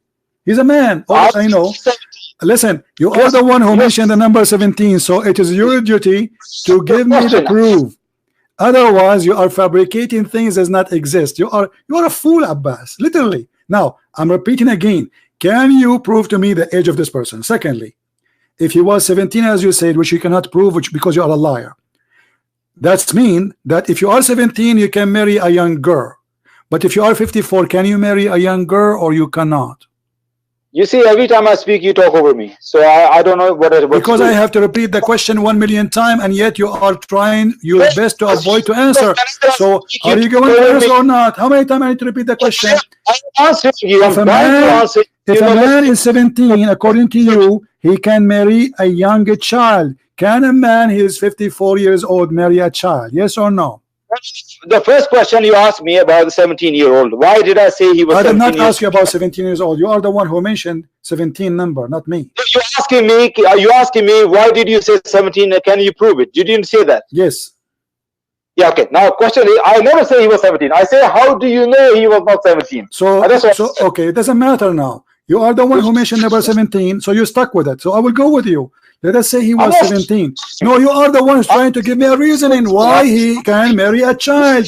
And now let me ask you, are you saying to me, if you are 17, you can marry 6 years old? Of course not. But you just said that, you idiot. I didn't. You did. I didn't say that. Okay, when you're a prophet, he says, when you're a prophet, he said, go and marry a young girl. How young she is. How young that girl is. Well, 16 and 17 is young. What's wrong with that? How do you know a young girl is only 6 years old? Okay, be my witness. Abbas, he agree that if you are 17, you cannot marry 6 years old. Be my witness. So how a man, he is 54, he did marry 6 years old. His name is Muhammad. Why are you putting words in my mouth? I say, how do you know that he asking? You said no. Everybody heard you. Stop lying, guys. Did he say no? Did Abbas say no? I ask you, can a man, he is 17 years old, marry 6 years old? You said no. Everybody heard you. Hey, Abbas, when you don't have intelligence. You are very low. Listen, you said no. Everybody heard you. So how a man, he is 54 years old, marrying 6 years old, if a 17 years old should not marry 6 years old? Okay, can I speak now? Am I allowed to speak? Sure, go ahead. I say you should talk over me. Now, first of all, a question about this particular hadith. When he said marry a young woman who's virgin, that he's not implying marry 6 years old. He's not. He says young woman who's a virgin, meaning could be 16, could be 17, could be 18. So that's by the by. Could be 6. Could be 6. Second question. Could be 6. Could be 6. Could be 6. Could be 6. Could be 6 years old. Is that possible? It's 6. She is 6 years old. No, it's not, because I do not believe Prophet married 6-year-old. I don't. So Sahih al-Bukhari is a book of lies? Sorry? Sahih al-Bukhari is book of lies? Okay. No, Sahih Bukhari have errors in it. Of course it has errors in it. But the one who said that is Aisha. I myself even argue with the Muslims at Speaker's Corner. Shut up, idiot. And sadly, you will not get my dabbers, even though you have a lot of poo-poo in your panty now. And supposedly he was saying that he is the smart who can answer. He just said, if you are 17, you can marry a young one. Can you marry 6 years old? He said no. And now to avoid this, he said, oh, I don't agree with this. Who are you? Even the Quran say you can divorce children. The Quran get you busted, you liar.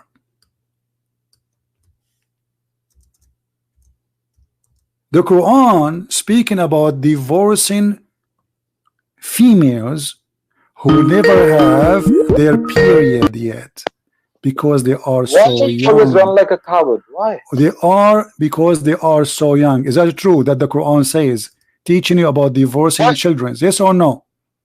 No. Okay. No. Read for me. Okay, read for me chapter 65, verse number 4, and tell me what interpretation you like me to read. What interpretation? But you're not going to allow to. You're not going to allow me to speak. I allow you to speak. I allow you to speak. Give me the interpretation for the verse. Do you want to do the same as last time, Ibn Kathir? Listen. First, we read the Quran. Listen, brother. Listen. I'm asking you. Do you want me to show you Ibn Kathir? What interpretation you want? Choose one before we start. Can we read the Quran first? We can, sure, go ahead. But I'm asking you, by the time you are reading, what interpretation you like me to show in the screen? I want interpretation. I want the Quran. Why you don't want interpretation now no more? What happened?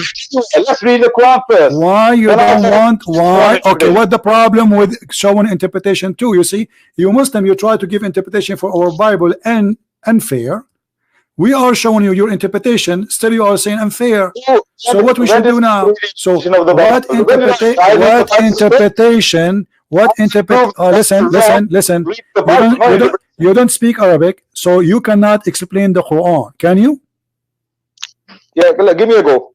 Put the verse on the screen. I'm asking you. Can you explain the Quran? Do you have the qualification? Do you have the qualification to explain the Quran? What kind of a stupid question is that? Okay, read the verse for us. Yeah, go on, read the stupid verse. Question. Put the verse on the screen. Remember, you said the Quran, it says you can give a divorce to a child. Remember that, what you said. Read it and love. Yes. Okay. Put the verse on, man. It's in front of you. This is the interpretation you're putting. Put the verse on. The verse in front of you. It's in Arabic. Read it. It's not on the screen. It's in English. The iddah of those in the menopause and those who do not. This is. Yeah.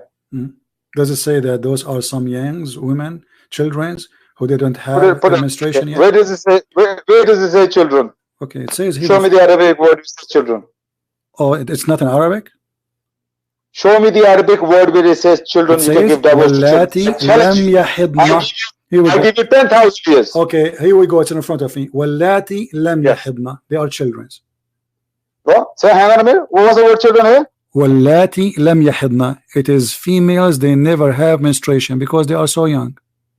Children. Okay. This is what Latin lam yahidna. So hang on a minute. I'm going to speak now. Yeah. Okay. So when it says those female who does not have period, is the word actually means children? Yes. Is that word? Well, that's what he's saying, right? Yes. Does it mean children? Yes. I'll tell you what it means. It means simply, first of all, the whole context is talking about Nisa. It's also chapter Nisa, and it's talking about Nisa. And Nisa only means woman. It doesn't mean children. Even you are Arab, shame on you, you didn't know that. Nisa means women and not children. So we're talking about women. Did Allah name the chapter An-Nisa, or you Muslim name it An-Nisa?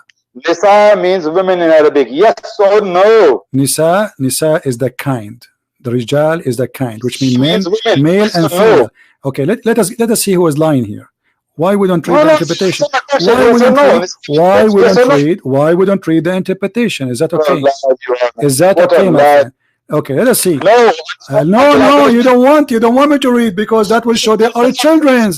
Okay, here we go. It says, some because they are young, they who have not reached the years of menstruation. Does it say that?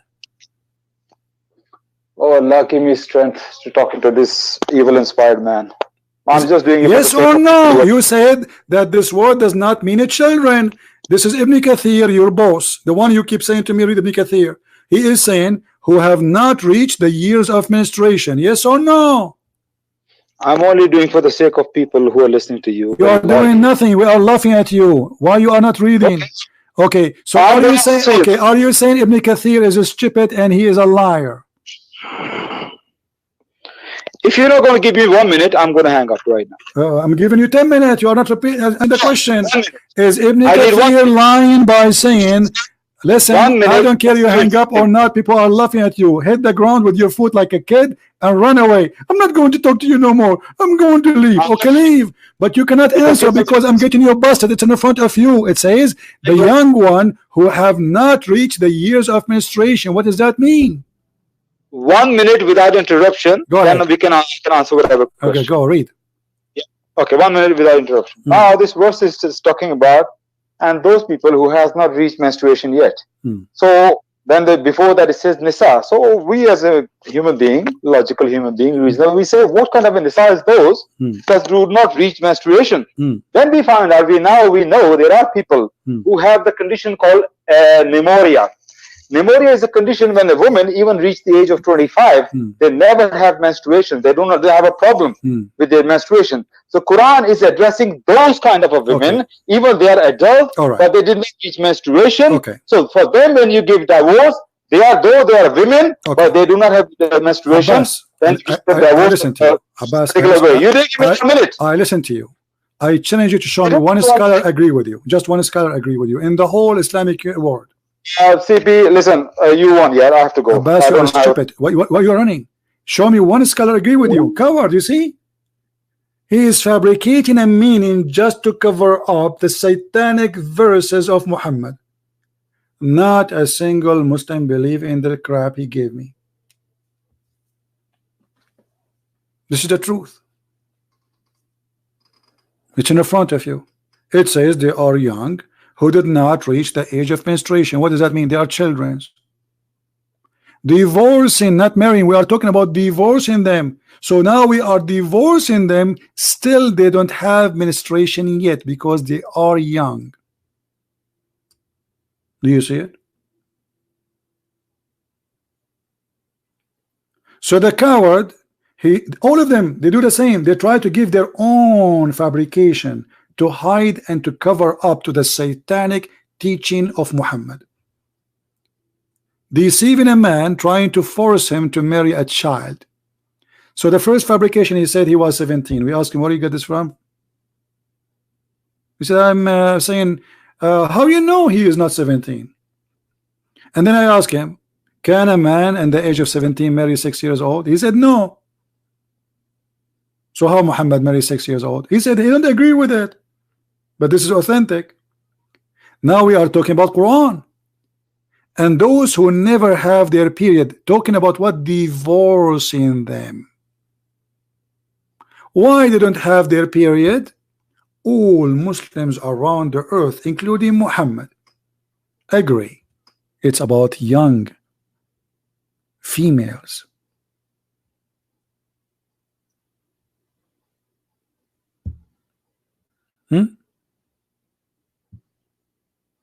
Why you lie?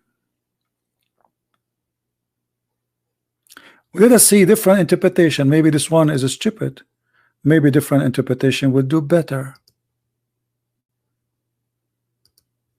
And the funny, he said he is calling to graduate his brother and not answering me.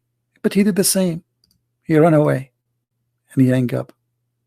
And by the way, Allah will give you a Barbie, as the hadith says. So he will send you a Barbie and a diaper. Just wait for it. It's coming in the mail with Jibreel. A God who promised me a Barbie. A prophet who tried to seduce me to go and sleep with the children when I am happily married with a widow or divorced woman. What's your business? What's the business of this man? His name is Muhammad. The man is not complaining. He is happily married. What do you want? What kind of advice you say to a man who is married? He is married. It's not like a single man coming to him asking him for help. Hey, I should marry who? And what kind of advice to marry someone to do what? To sport with her. Obviously she is a kid. To sport? A man, he marry a child to sport with her? Is that the wise God and the wise prophet teaching me to find a female? She is so young, so she will amuse you, as Muhammad in the hadith says. How she will amuse me? Walking with her diaper? How is that? Very sick, disgusting mentality. This is Tafsir al-Jalalain. Not only we showed Ibn Kathir, all Muslim scholars agree. It says, and those who have not yet menstruated because of their young age. Do you see it? Because of what? Let me zoom in. To the one who is playing dumb and blind. This is your scholars, all of them, they agree. And this verse talking about divorcing children, not marrying children. So what you want to say? We divorce children, we don't marry them?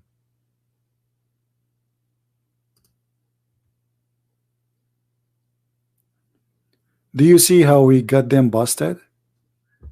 So I'm very grateful today to have Mr. Abbas. And by the way, he is the most intelligent person ever I met between the Muslims. So you can imagine how bad the situation is. And I'm very grateful that Mr. Muhammad, he spent some time with us. Who's next?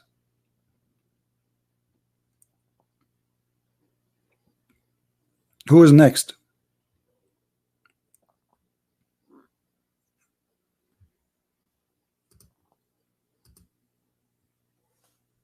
Our friend here, Shane B. I'm not sure if I'm saying your name correctly, my friend. He's saying, who is next to expose CP? Who want to help this brother here to expose me? He's asking for your help, Muslims. Who is next to expose CP? Any? Who is next?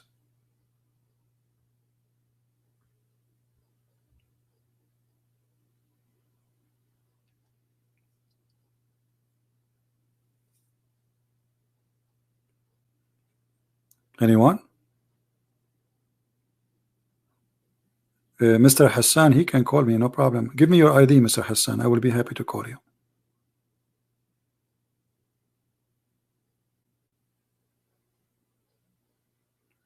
Anyone? That is a very ugly, disgusting teaching. This is not even a human teaching. It's bad. It's scary. Disrespect your mother.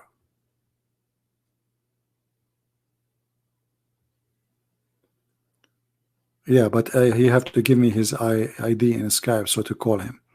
If somebody says you want to talk to me, okay, give me your ID in Skype, we will call you. Not just want to call me. And how I will find your, how I can call you? There's 7 billion human being.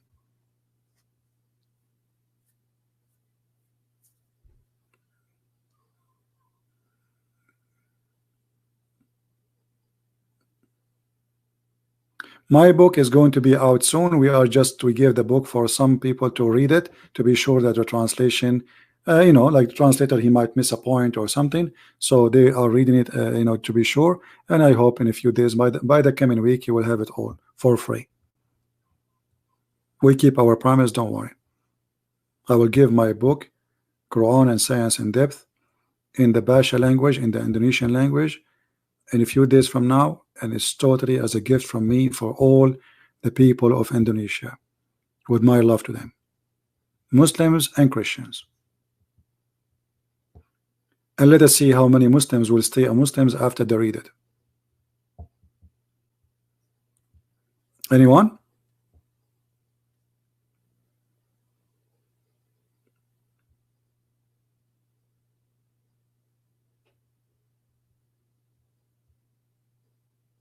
And my book, Sex and Allah in German, is going to be published soon in Amazon. And then in a few days more, we will have the Dutch copy, Sex on Allah, volume number 1 and 2. So we will have it soon in German and Dutch for those who live in Europe and speak German language or Dutch. And more books we will make. You see, what I share with you of knowledge is just little tiny, you know, but always I try to share what is enough to prove a point. Otherwise, if I want to share what is in my head, pages cannot handle it.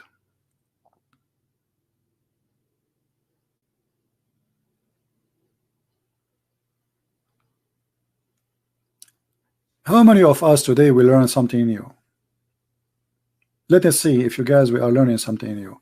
You see, we might repeat a topic, but you will notice always it doesn't matter how many we repeat. Still, there is something new to come, because people they help me actually to bring more information from my memory by by leading the topic in certain direction. So we don't talk about certain things unless there's a certain reason, right? So each time, even if the same topic, let us say I open the same title tomorrow, trust me, tomorrow will be the topic, we will learn something new.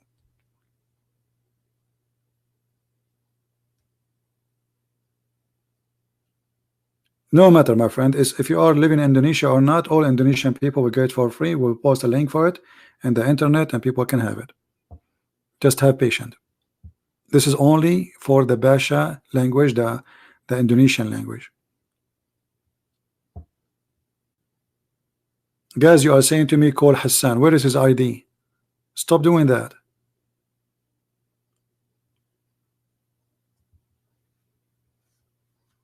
I need his ID. Okay. Look like we have it.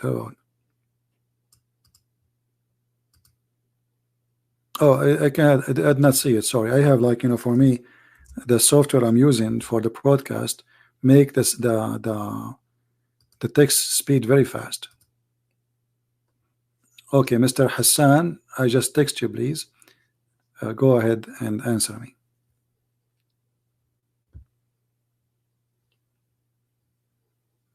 Let me call him right away because we don't have much time left.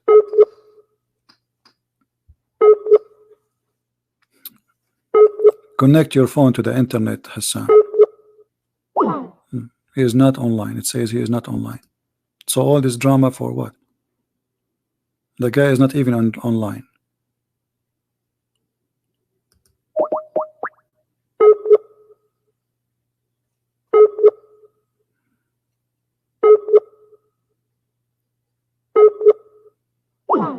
Okay. So the guy is not even online. I have to block you because I don't add people unless they have a reason to be added. Alright guys, I hope today we have a good time together and we learn something new.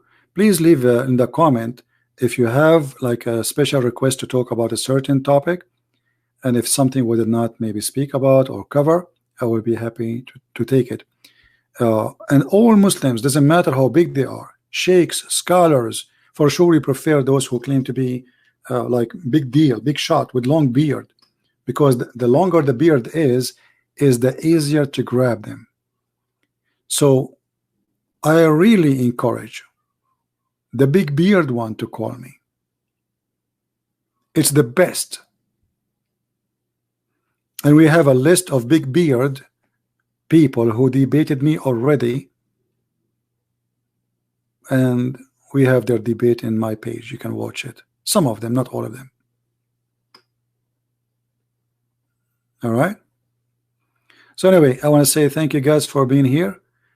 I pray that the Lord, he will always help us to understand and learn, and you know, to learn from what we are doing here. We don't want to waste our time. You see, time is a priceless. Every moment go of your life will never have it again. So we are here not, yes, maybe we laugh, etc., but the purpose is not laughing. The purpose is saving millions of people from being misled, sadly. We love the Muslims, we don't hate them and never hate them. Because if you do that, you are not better than the evil one. Love your enemy, pray for them. And to be loving is to share the truth. Even the truth sometimes hurt. It hurt.